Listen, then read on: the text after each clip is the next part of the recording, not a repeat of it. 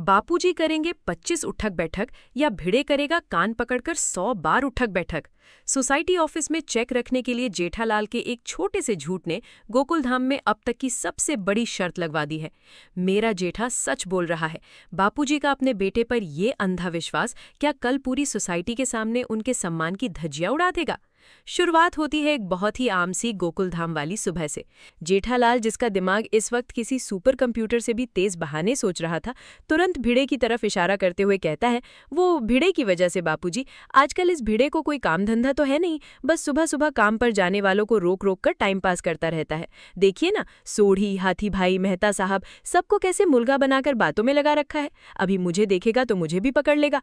इससे अच्छा हम चुपचाप घर के अंदर चले जाते हैं। जब ये मास्टर यहाँ से टल जाएगा तब हम बालकनी से छुपकर देखकर निकलेंगे। अब आप तो जानते ही हैं बापूजी को। न्याय के देवता बापूजी को जेठालाल की ये बात सुनकर एकदम से ज्वालामुखी गुस्सा आ जाता है। वो कहते हैं, अरे हम क्यों छुपे? सेक्रेटरी है तो क्या कुछ भी मनमानी करेगा? चल, मैं आज इसकी क्लास लगाता हूँ। जेठालाल तो अंदर से कांपने लगता है। वो लाख मना करता है, बापूजी छोड़िए ना, रहने दीजिए। लेकिन बापूजी कहाँ सुनने वाले थे। वो जेठालाल को लगभग घसीटते हुए भिड़े के पास ले जाते हैं। दोस्तों, अब यहाँ से शुरू होता है असली तमाशा। बापूजी सीधा जाकर भिड़े पर बरस पड़ते हैं। हे भिड़े मास्टर, ये क्या नया नाटक शुरू किया है तूने? सुबह सुबह बेचारे काम धंधे पर जाने वाले लोगों का रास्ता रोककर उनका टाइम क्यों खराब कर रहा है? सुधर जा भिड़े, ये गलत आदत छोड़ दे।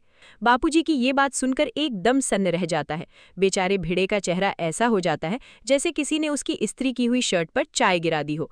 भिड़े अपनी सफाई देते हुए कहता है, गलत आदत? मुझे कौन सी गलत आदत पड़ गई है चाचा जी? और सोसाइटी रिपेयरिंग फंड के लिए अपना हक मांगना, मतलब चेक मांगना, कोई गलत आदत थोड़ी है। बापूजी एकदम कंफ्यूज हो जाते हैं। चेक? इसमें चेक कहाँ से बीच में आ गया? अब भिड़े को मिलता है अपना ट्रम्प कार्ड। वो अपनी छाती चौड़ी करके बापूजी को सारी सच्चाई बताता है कि कैसे इतने दिनों से वो जेठालाल से चेक मांग रहा है और जेठालाल रोज भूल जाता है। भिड़े तो यहाँ तक कह देता है कि चाचा जी, आपको इसका नाम जेठालाल नहीं बल्कि भूलेलाल रखना चाहिए था। सबके चेक आ गए हैं, बस आपके इस होनहार बेटे की वजह से सोसाइटी का रिपेयरिंग काम अटका पड़ा है। ये सुनते ही जेठालाल के तो पैरों तले जमीन खिसक जाती है। वो मन ही मन भगवान को याद करने लगता है। अरे देवा, जिसका डर था वही हुआ। अपनी इज्जत बचाने के लिए जेठालाल तुरंत भिड़े पर पलटवार करता है और कहता है कि भिड़े हमेशा राई का पहाड़ बनाता है। जेठालाल कहता है, अरे सबके चेक आ गए ना, तो जाके दिखा। लेकिन फिर जेठालाल अपनी चालाकी दिखाते हुए बापूजी से कहता है, चलिए बापूजी, अभी इसके पास चेक दिखाने का टाइम नहीं है, रात को देखेंगे। लेकिन दोस्तों, भिड़े भी कोई कच्चा खिलाड़ी नहीं है। भिड़े जेठालाल का हाथ पकड़ लेता है। नहीं नहीं, रात को क्यों? अभी दूध का दूध और पानी का पानी होगा। अब्दुल, ओ अब्दुल। भिड़े अब्दुल को आवाज लगाता है और उससे सोसाइटी ऑफिस की चाबी मांगता है ताकि वो बापूजी को साबित कर सके कि जेठालाल ने चेक नहीं दिया है। लेकिन गोकुलधाम में सीधे तरीके से तो कोई काम होता ही नहीं है। अब्दुल मासूमियत से बताता है कि ऑफिस की ओरिजिनल चाबी तो उससे गुम हो गई है और डुप्लीकेट चाबी पोपटलाल के पास है। और सोने पर सुहागा ये कि पोपटलाल अपने किसी काम से बाहर गांव गया हुआ है और वो सीधा कल ही वापस आएगा। ये सुनते ही जेठालाल के चेहरे पर ऐसी चमक चमाती हुई मुस्कान आती है मानो उसे लॉटरी लग गई हो। वो अंदर ही अंदर नाचने लगता है कि आज तो वो बच गया। जेठालाल बापूजी से कहता है, देखा बापूजी, ये भिड़े सिर्फ बातें बनाता है, चलिए हम चलते हैं। लेकिन भिड़े अपनी जिद पर अड़ा रहता है कि बिना चेक लिए वो जेठालाल को एक कदम भी आगे नहीं बढ़ने देगा। अब जेठालाल को समझ में आ जाता है कि भिड़े ऐसे नहीं मानेगा, तो हमारा जेठा एक ऐसा भयंकर और खौफनाक सफेद झूठ बोलता है जो आगे चलकर पूरे गोकुलधाम की नींव हिलाने वाला है। जेठालाल एकदम सीना तान कर कहता है, अरे भिड़े, मैं तुझे चेक दे चुका हूँ, एक ही चेक दो दो बार क्यों दूं? ये सुनते ही भिड़े के दिमाग की नसें फटने को हो जाती हैं। दे चुका है? कब दिया? कहाँ दिया? किसको दिया? भिड़े बौखला जाता है।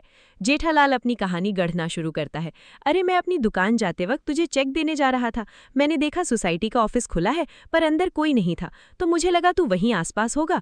मुझे दुकान जाने के लिए लेट हो रहा था, तो मैंने चेक चुपचाप ऑफिस की टेबल पर रख दिया और चला गया। पूरी सोसाइटी ये सुनकर हैरान रह जाती है। हाथी भाई और मेहता साहब भी भिड़े से मजे लेने लगते हैं कि अरे मास्टर, तुम इतने पर्टिकुलर होकर भी सोसाइटी का ऑफिस खुला छोड़कर कहाँ गायब हो गए थे? भिड़े खुद गहरे सदमे और सोच में पड़ जाता है कि आखिर वो ऑफिस खुला छोड़कर गया तो गया कहाँ। बापूजी जेठालाल की इस मनगढ़ंत कहानी को परम सत्य मान जेते हैं और भिड़े को कहते हैं कि वो जेठालाल को थैंक यू बोले। बेचारा भिड़े मन मारकर जेठालाल को थैंक यू तो बोल देता है, लेकिन उसकी जासूसी वाली आंखें जेठालाल के चेहरे का पसीना पढ़ लेती है।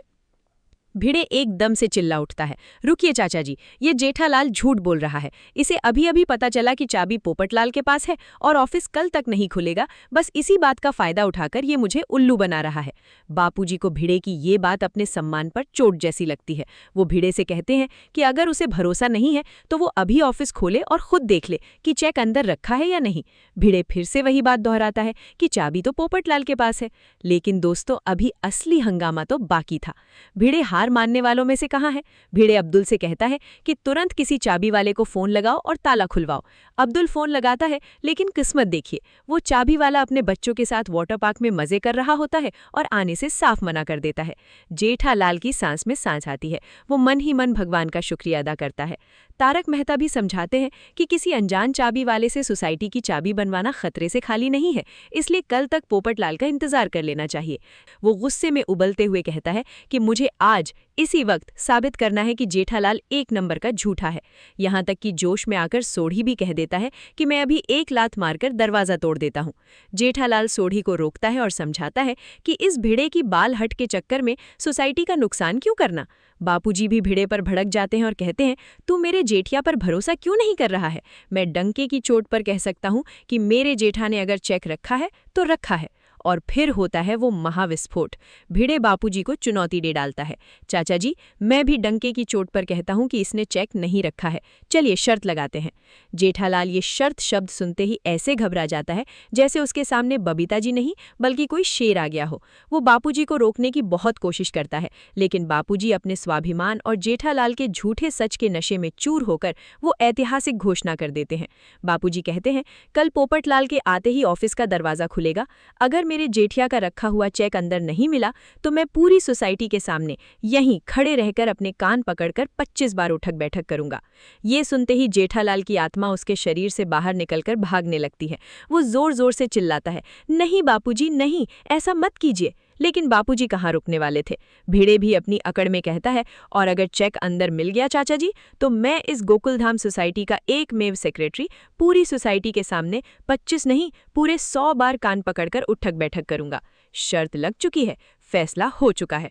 सोढ़ी मजे लेते हुए कहता है कि कल सोसाइटी में बिना दिवाली के पटाखे फूटने वाले हैं। दृश्य बदलता है और हम देखते हैं जेठालाल, बापूजी और तारक मेहता को एक ऑटो रिक्शे में। बापूजी अभी भी भिड़े को कोस रहे हैं और इस बात पर गर्व कर रहे हैं कि कल भिड़े सबके सामने जलील होगा।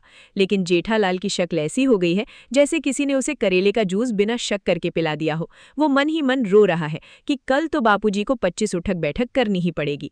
जेठालाल बापूजी से शर्त कैंसिल करने की मिन्नतें करता है, ये कहकर कि भिड़े एक शिक्षक है और उसे ऐसे सबके सामने सजा देना अच्छा नहीं लगेगा। लेकिन बापूजी अपने उसूलों के पक्के हैं, वो साफ मना कर देते हैं। सुबह जहां जेठालाल अपने परम मित्र तारक मेहता के सामने ऐसे गिड़गिड़ा रहा था जैसे कोई मुजरिम फांसी के फंदे पर लटकने से पहले आखिरी भीख मांगता है। तुम्हारे इस खौफनाक झूठ ने मुझे भी मुसीबत में डाल दिया है जेठालाल, आज मेरी नौकरी पक्की जाएगी। तारक मेहता का चेहरा खौफ से पीला पड़ चुका था। जेठालाल, जिसकी सांसें बुलेट ट्रेन की रफ्तार से चल रही थी, उसने मेहता साहब को खुला ऑफर दे डाला कि नौकरी जाती है तो जाने दो, सीधा गड़ा इलेक्ट्रॉनिक्स में आकर बैठ जाओ। लेकिन कॉर्पोरेट मजदूरी की बेड़ियों में जकड़े तारक मेहता के लिए बॉस का खौफ किसी भी दोस्ती से बड़ा था। उसने जेठालाल को सड़क पर रोता बिलखता छोड़कर एक रिक्शा रोका और छलांग लगा दी। जेठालाल पागलों की तरह रिक्शे के पीछे भाग रहा था। अरे मेहता साहब, परिस्थिति की गंभीरता को समझिए। लेकिन रिक्शा जा चुका था। तारक मेहता ने जाते जाते सिर्फ इतना आश्वासन दिया कि वो ऑफिस पहुंचकर कोई जादुई रास्ता निकालेगा। जेठालाल ने कांपते हाथों से दूसरी रिक्शा पकड़ी और ड्राइवर पर ऐसे चिल्लाया मानो पीछे कोई खून की प्यासी चुड़ैल पड़ी हो। लेकिन क्या जेठालाल को अंदाजा था कि असली चुड़ैल तो गोकुलधाम के सेक्रेटरी के रूप में उसका इंतजार कर रही है। उधर गोकुलधाम के एकमेव सेक्रेटरी आत्माराम तुकाराम भिड़े के घर में कॉन्फिडेंस का ऐसा ओवरडोज चल रहा था जो किसी भी इंसान को पागल कर सकता है। भिड़े अपनी छाती इतनी चौड़ी करके बैठा था जैसे उसने कोई विश्व युद्ध जीत लिया हो। माधवी भाभी, जो हमेशा खतरे को पहले सूंघ लेती हैं, उन्होंने भिड़े को चेतावनी दी कि अगर सच में जेठालाल का चेक ऑफिस की टेबल से निकल गया तो पूरी सोसाइटी के सामने भिड़े को 100 उठक बैठक करनी पड़ेगी। लेकिन भिड़े का अहंकार 7वें आसमान पर था। उसने एक कुटिल मुस्कान के साथ माधवी को वो राज बताया जिसे सुनकर किसी के भी होश उड़ जाएं। सवाल ही पैदा नहीं होता माधवी, जेठालाल सफेद झूठ बोल रहा है, क्योंकि सोसाइटी ऑफिस की एक चाबी खो चुकी है और दूसरी चाबी लेकर वो कंजूस पोपटलाल शहर से बाहर गया है। भिड़े के जासूसी दिमाग ने पूरा गणित लगा लिया था कि ऑफिस खुला ही नहीं तो जेठालाल अंदर चेक रख ही नहीं सकता। माधवी ने फिर भी बापूजी के सम्मान की दुहाई दी कि इस भयंकर चैलेंज में बेचारे चंपकलाल गड़ा फंस गए हैं, लेकिन भिड़े आज खून पीने के मूड में था। उसने साफ कह दिया कि जेठालाल ने मधुमक्खी के छत्ते में हाथ डाला है तो डंक भी वही सहेगा। तभी अचानक घर का लैंडलाइन खौफनाक तरीके से बजने लगा और फोन के उस पार कोई ऐसा था जो इस आग में पेट्रोल डालने के लिए बेताब था। आखिर कौन था वो? फोन के उस पार था गोकुलधाम का सबसे बड़ा साइंटिस्ट और जेठालाल का नंबर 1 दुश्मन कृष्णन सुब्रमण्यम अय्यर। अय्यर की रगों में खून से ज्यादा जेठालाल के लिए जलन दौड़ती है। आत्माराम, ये मैं क्या सुन रहा हूँ? अय्यर ने अपनी जासूसी शुरू की। भिड़े ने पूरी घटना को ऐसे मिर्च मसाला लगाकर सुनाया जैसे कोई न्यूज एंकर ब्रेकिंग न्यूज दे रहा हो। उसने बताया कि कैसे वो महीनों से जेठालाल से रिपेयरिंग फंड का चेक मांग कर अपने जूते घिस चुका था, लेकिन जेठालाल हर बार उसे चकमा दे देता था। कल जब भिड़े ने बापूजी के सामने जेठालाल की पोल खोली तो जेठिया की हवा टाइट हो गई। बापूजी के गुस्से से बचने के लिए जेठालाल ने अपने जीवन का सबसे घटिया और खतरनाक झूठ बोला कि उसने चेक सोसाइटी ऑफिस की टेबल पर रख दिया है। अय्यर को सबसे बड़ा झटका तब लगा जब भिड़े ने बताया कि चंपक चाचा ने जेठालाल के उस महाझूठ पर आंख बंद करके भरोसा कर लिया और भिड़े को सीधा चैलेंज दे मारा। अगर ऑफिस खुलने पर टेबल पर चेक नहीं मिला तो मैं पूरी सोसाइटी के सामने अपने कान पकड़कर 25 उठक बैठक करूंगा। बापूजी की इस खौफनाक शर्त ने अय्यर के भी पसीने छुड़ा दिए थे, लेकिन भिड़े ने भी चौड़ में आकर 100 उठक बैठक की शर्त लगा दी थी। अय्यर, जो हमेशा जेठालाल की फितरत से वाकिफ था, उसने भिड़े को इस खतरनाक चेतावनी दी कि जेठालाल कोई ना कोई शैतानी प्लान जरूर बनाएगा चेक अंदर फेंकने का। भिड़े ने सीना ठोक कर कहा कि वो बिल्कुल अलर्ट है, लेकिन भिड़े को क्या पता था कि गड़ा इलेक्ट्रॉनिक्स में जेठालाल का दिमाग एक ऐसा चक्रव्यूह रच रहा है जो सबको तबाह कर देगा।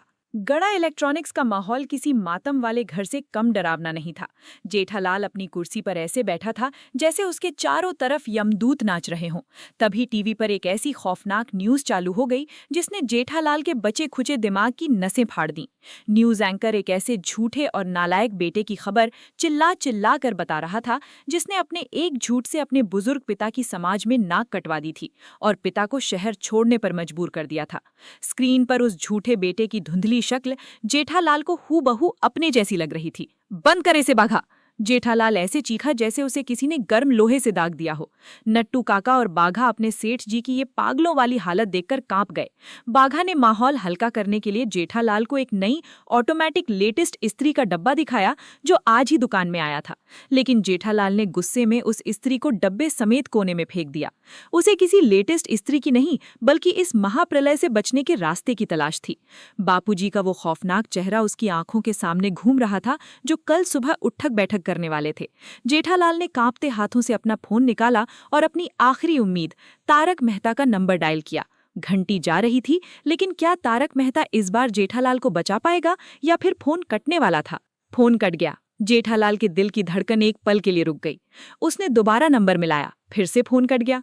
तारक मेहता अपने ऑफिस में किसी अलग ही नर्क की आग में जल रहा था। उसका खड़ूस बॉस विदेश में बैठकर वीडियो कॉल के जरिए पूरी ऑफिस पर गिद्ध की तरह नजर रखे हुए था। तारक के माथे से पसीना टपक रहा था और सेक्रेटरी टीना एक जल्लाद की तरह उसके सिर पर खड़ी रिपोर्ट मांग रही थी। इधर गोडाउन में जेठालाल पागलों की तरह फोन पर फोन मिला रहा था। उसे लग रहा था कि मेहता साहब ने उससे हमेशा के लिए रिश्ता तोड़ लिया है। मुझे मजबूर मत कीजिए मेहता साहब, मैं ऑफिस आकर आपको उठा लाऊंगा। जेठालाल की ये धमकी शायद भगवान ने सुन ली और आखिरकार तारक ने छुपकर फोन उठा लिया। जेठालाल ने रोते हुए अपनी आप बीती सुनाई तो तारक मेहता ने उसे एक ऐसा ब्रह्मास्त्र आइडिया दिया जिसने जेठालाल की मुरझाई हुई रगों में फिर से 440 वोल्ट का करंट दौड़ा दिया। मेहता साहब ने कहा, पोपटलाल, हाँ पत्रकार पोपटलाल, उसी के पास तो है सोसाइटी ऑफिस की दूसरी चाबी। तारक ने जेठालाल को समझाया कि वो पोपटलाल को सच बता दे। पोपटलाल चंपक चाचा की इतनी इज्जत करता है कि वो उन्हें बेइज्जत होने से बचाने के लिए चुपके से जेठालाल का चेक ऑफिस के अंदर रख देगा और भिड़े की सारी हेकड़ी पल भर में खाक हो जाएगी। जेठालाल खुशी से उछल पड़ा। ये मास्टर स्ट्रोक था। बापूजी बच जाएंगे, भिड़े हार जाएगा और जेठालाल की इज्जत वापस आ जाएगी। जेठालाल ने तुरंत पोपटलाल का नंबर डायल किया, लेकिन किस्मत ने उसके साथ जो खौफनाक भद्दा मजाक किया वो किसी ने सपने में भी नहीं सोचा था। डायल किया गया नंबर स्विच्ड ऑफ है। ये रोबोटिक आवाज जेठालाल के कानों में पिघले हुए शीशे की तरह गूंजी। पोपटलाल का एक मैसेज जेठालाल के फोन पर आया। प्रिय मित्र, मैं एक सीक्रेट मिशन पर हूँ, कल सुबह तक फोन बंद रहेगा। जेठालाल का दिमाग भयंकर तरीके से सुन्न पड़ गया। आखिरी उम्मीद का धागा भी टूट चुका था। अब कोई चमत्कार नहीं होने वाला था। कल सुबह होगी, ऑफिस खुलेगा, चेक नहीं मिलेगा और बापूजी पूरी सोसाइटी के सामने मुर्गा बनकर 25 उठक बैठक करेंगे।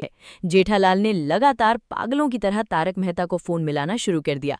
आखिरकार किस्मत ने थोड़ा साथ दिया और टीना के ऑफिस से चंद मिनटों के लिए बाहर जाते ही तारक ने फोन उठा लिया। मेहता साहब ने स्थिति की गंभीरता को समझा और तुरंत एक ऐसा मास्टरमाइंड प्लान जेठालाल के दिमाग में डाला जो सुनने में तो किसी हॉलीवुड की चोरी वाली फिल्म का सीन लगता था। तारक ने कहा कि जेठालाल तुरंत अब्दुल को फोन लगाए और उसे सख्त हिदायत दे कि कल सुबह जैसे ही पोपटलाल सोसाइटी के गेट पर अपने कदम रखे, वो सबसे पहले फोन करके जेठालाल को खुफिया तरीके से खबर दे दे। प्लान तो एकदम सॉलिड और अचूक था। जेठालाल को लगा कि अब तो वो भिड़े को उसी के बिछाए हुए जाल में ऐसा फंसाएगा कि भिड़े जिंदगी भर याद रखेगा। लेकिन जेठालाल की किस्मत तो जैसे हमेशा की तरह उसके ही खिलाफ कोई गहरी और खौफनाक साजिश रचने में लगी हुई थी। जेठालाल ने सीना चौड़ा करके और चेहरे पर एक विजयी मुस्कान लेकर अब्दुल को फोन लगाया। उसे पूरा यकीन था कि अब्दुल तो उसका वो वफादार सिपाही है जो सिर्फ और सिर्फ जेठा भाई के इशारों पर ही नाचेगा। लेकिन फोन उठते ही उस पार से जो आवाज आई, उसने जेठालाल के पैरों तले से गोकुल धाम की पूरी जमीन एक झटके में खींच ली। वो आवाज अब्दुल की नहीं थी, बल्कि उसी आत्माराम तुकाराम भिड़े की थी जो जेठालाल को पूरी दुनिया के सामने जलील करने और बर्बाद करने की कसम खाकर बैठा था। भिड़े ने वो मास्टर स्ट्रोक खेल दिया था जिसकी जेठालाल ने अपने सबसे बुरे सपने में भी उम्मीद नहीं की थी। लेकिन सबसे बड़ा रहस्य ये था कि आखिर भिड़े अब्दुल की दुकान पर इस वक्त क्या कर रहा था। जेठालाल, तुम अपनी चालाकियों में हमेशा मुझसे एक कदम पीछे ही रहते हो। भिड़े ने फोन पर ऐसे जहरीला ताना मारा जैसे किसी खूंखार विलन ने हीरो को पिंजरे में हमेशा के लिए कैद कर लिया हो।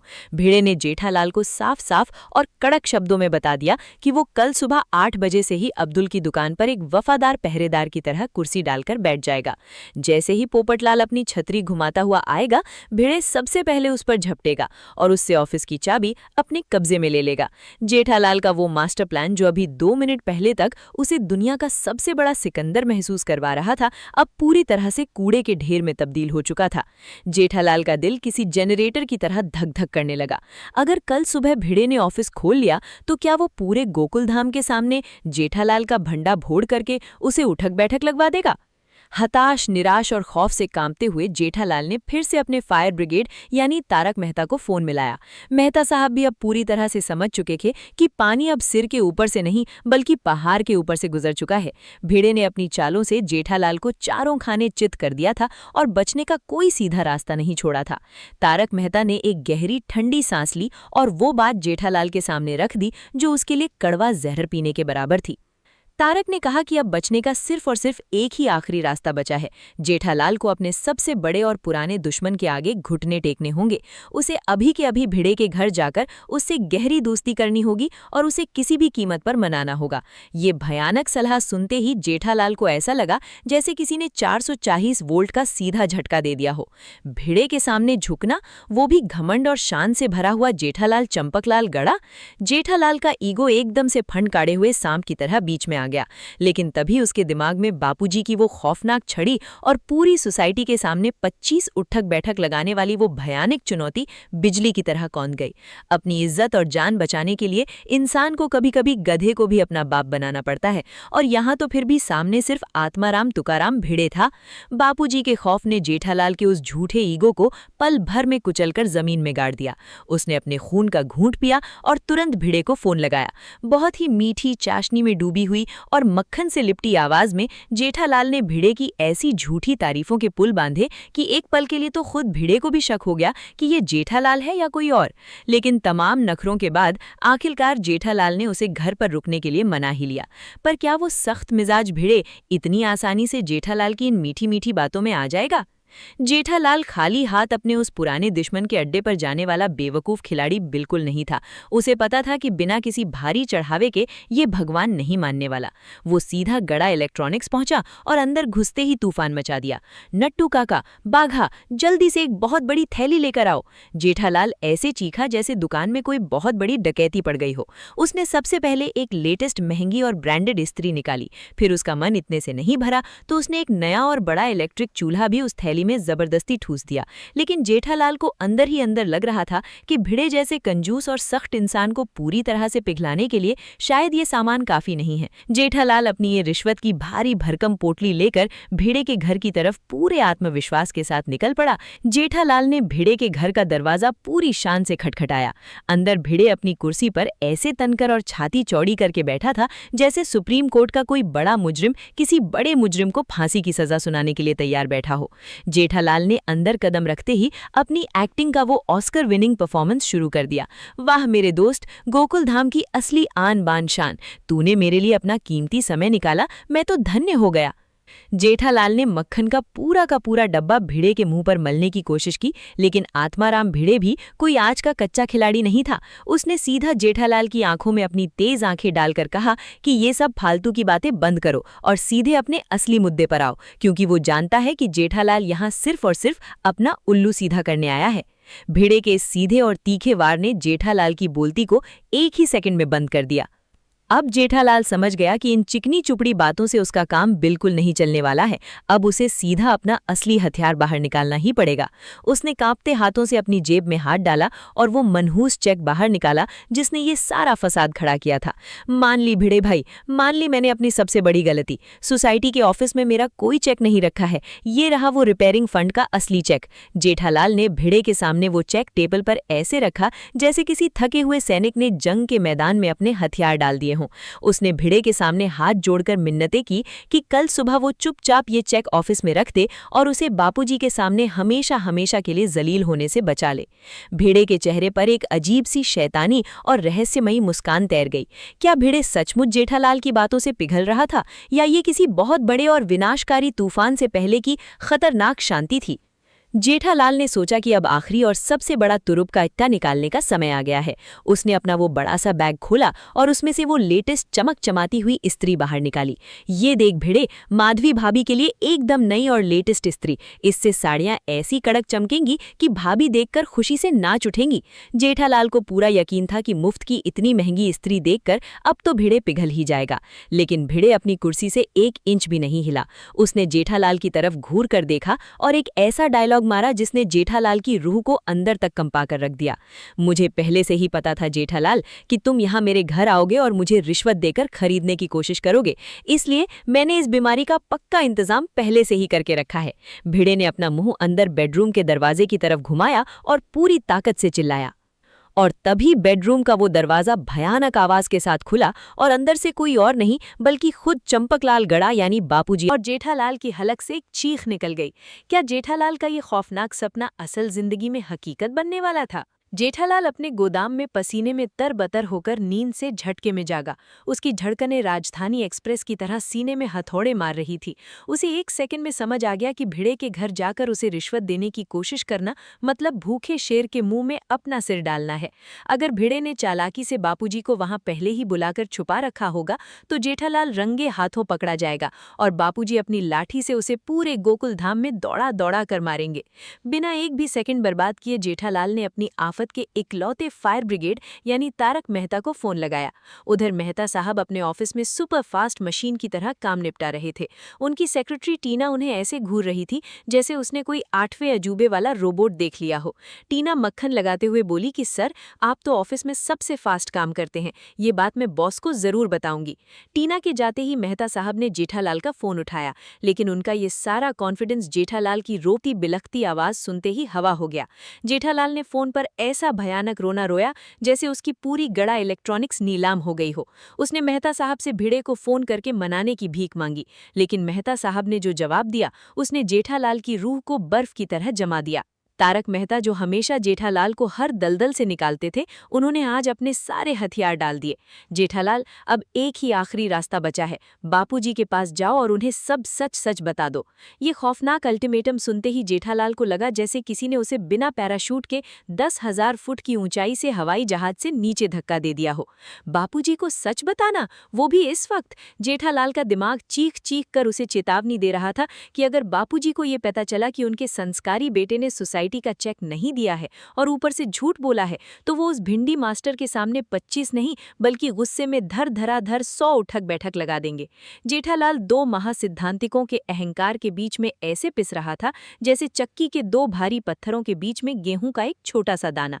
मेहता साहब ने हार मानकर फोन काट दिया और जेठालाल इस जालिम दुनिया में बिल्कुल अकेला रह गया। अब जेठालाल के पास अपनी इज्जत बचाने का सिर्फ एक ही दर्दनाक रास्ता बचा था, पर क्या वो उस आग के दरिया को पार करने की हिम्मत जुटा पाएगा? रात के भयंकर सन्नाटे में जेठालाल दबे पांव चोरों की तरह अपने ही घर में घुसा। उसने पूरा मन बना लिया था कि वो आज बापूजी के पैरों में गिरकर फूट फूट कर रोएगा और अपने सारे पापों की माफी मांग लेगा। लेकिन किस्मत तो जेठालाल के साथ खूनी लूडो खेल रही थी। जैसे ही वो हॉल में पहुंचा, उसने देखा कि बापूजी तो घोड़े बेचकर गहरी नींद की वादियों में जा चुके हैं। वहां बैठे टप्पू ने जेठालाल को एक ऐसी खबर दी जिसने उसके अंदर के बचे कुचे इंसान को भी तड़पा कर मार डाला। पापा, दादाजी बहुत खुश हैं। वो पूरे घर में आपकी तारीफ कर रहे थे कि कल आपकी वजह से वो भिड़े को चैलेंज में हरा देंगे। ये शब्द जेठालाल के कानों में पिघले हुए शीशे की तरह गिरे। बापूजी को लग रहा था कि वो गोकुल धाम के सिकंदर हैं, लेकिन असल में उनके अपने ही बेटे ने उन्हें एक अंधी खंदक में ढकेल दिया था जहां से उनकी इज्जत का बचना नामुमकिन था। जेठालाल पूरी रात बिस्तर पर तड़पते हुए करवटें बदल रहा था। उसकी आंखों से नींद ऐसे गायब थी जैसे पोपटलाल की कुंडली से शादी का योग गायब होता है। सुबह की पहली किरण के साथ एक ऐसा विनाशकारी बवंडर गोकुल धाम में टकराने वाला था जिसे दुनिया की कोई ताकत नहीं रोक सकती थी। अगली सुबह सूरज निकलने से पहले ही गोकुल धाम का हिटलर यानी आत्माराम तुकाराम भिड़े अपने खौफनाक मिशन पर निकल पड़ा। माधवी भाभी भी किचन से हैरान होकर देख रही थी कि ये इंसान सुबह 8 बजे ही कहाँ जाने के लिए इतना उतावला हो रहा है। भिड़े ने अपनी पत्नी को टालते हुए कहा कि वो पोपटलाल से मिलने जा रहा है। असल में भिड़े के शातिर दिमाग में जेठालाल की बर्बादी का पूरा 3D नक्शा छप चुका था। वो किसी भी कीमत पर पोपटलाल से 9 बजे से पहले मिलना चाहता था ताकि सोसाइटी ऑफिस की चाबी सबसे पहले के हाथ लगे और वो जेठालाल का सरेआम पर्दाफाश कर सके। भिड़े की चाल में वो खतरनाक गुरूर था जैसे वो आज गोकुल धाम का नहीं बल्कि पूरे भारत का राष्ट्रपति बनने वाला हो। बापूजी एकदम कड़क कपड़े पहनकर तैयार खड़े थे। उनकी आंखों में भिड़े को सरेआम हारते हुए देखने की एक खतरनाक और जहरीली चमक थी। बापूजी ने चिल्लाते हुए कहा कि जल्दी तैयार हो जा, आज उस भिंडी मास्टर को सबके सामने उठक बैठक करते हुए देखना है। जेठालाल ने अपनी जिंदगी की सारी बची हुई हिम्मत बटोरी और बापूजी के सामने फूट फूट कर रोने लगा। बापूजी, मैंने कल सबके सामने झूठ बोला था। मैंने ऑफिस में कोई चेक नहीं रखा है। प्लीज रोइए मत बापूजी, मुझे माफ कर दीजिए। जेठालाल ऐसे छाती पीट पीट कर रो रहा था मानो उसे उम्र कैद की सजा हो गई हो। लेकिन तभी उस कमरे में वो हुआ जिसकी जेठालाल ने सपने में भी कभी उम्मीद नहीं की थी। बापूजी जोर जोर से ठहाके मारकर हंसने लगे। जेठालाल की हालत ऐसी हो गई जैसे किसी ने गरम तवे पर अचानक से बर्फ का बड़ा सा टुकड़ा रख दिया हो। बापूजी को लगा कि जेठालाल उनके साथ ओवर एक्टिंग कर रहा है। वाह जेठिया वाह, क्या डराया है तूने मुझे। एक पल के लिए तो मैं सच मान गया था। चल अब जल्दी तैयार हो जा। जेठालाल अपने ही बुने हुए झूठ के जाल में ऐसा बुरी तरह फंसा कि अब वो सच बोल रहा था तो साक्षात उसके बापूजी भी उसे मानने को तैयार नहीं थे। अब क्या होगा जब सोसाइटी ऑफिस का वो मनहूस दरवाजा पूरी सोसाइटी के सामने खुलेगा? उधर नीचे कंपाउंड में अब्दुल की दुकान पर भिड़े और अब्दुल ऐसे बेताबी से इंतजार कर रहे थे जैसे पोपटलाल कोई विदेश से आया हुआ बड़ा मंत्री हो। जेठालाल किसी ईश्वरीय चमत्कार की भीख मांग रहा था, लेकिन क्या किस्मत आज जेठालाल के साथ कोई खौफनाक खेल खेलने के मूड में थी? गोकुल धाम का कंपाउंड आज किसी खूनी कुरुक्षेत्र के मैदान से कम नहीं लग रहा था।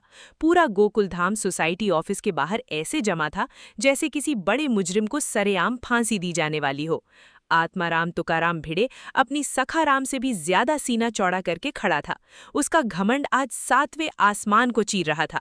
उसने माइक पर पूरी सोसाइटी से चिल्ला चिल्ला कर कह दिया था कि उसे 1000% यकीन है कि जेठालाल ने मेंटेनेंस का चेक अंदर नहीं रखा है।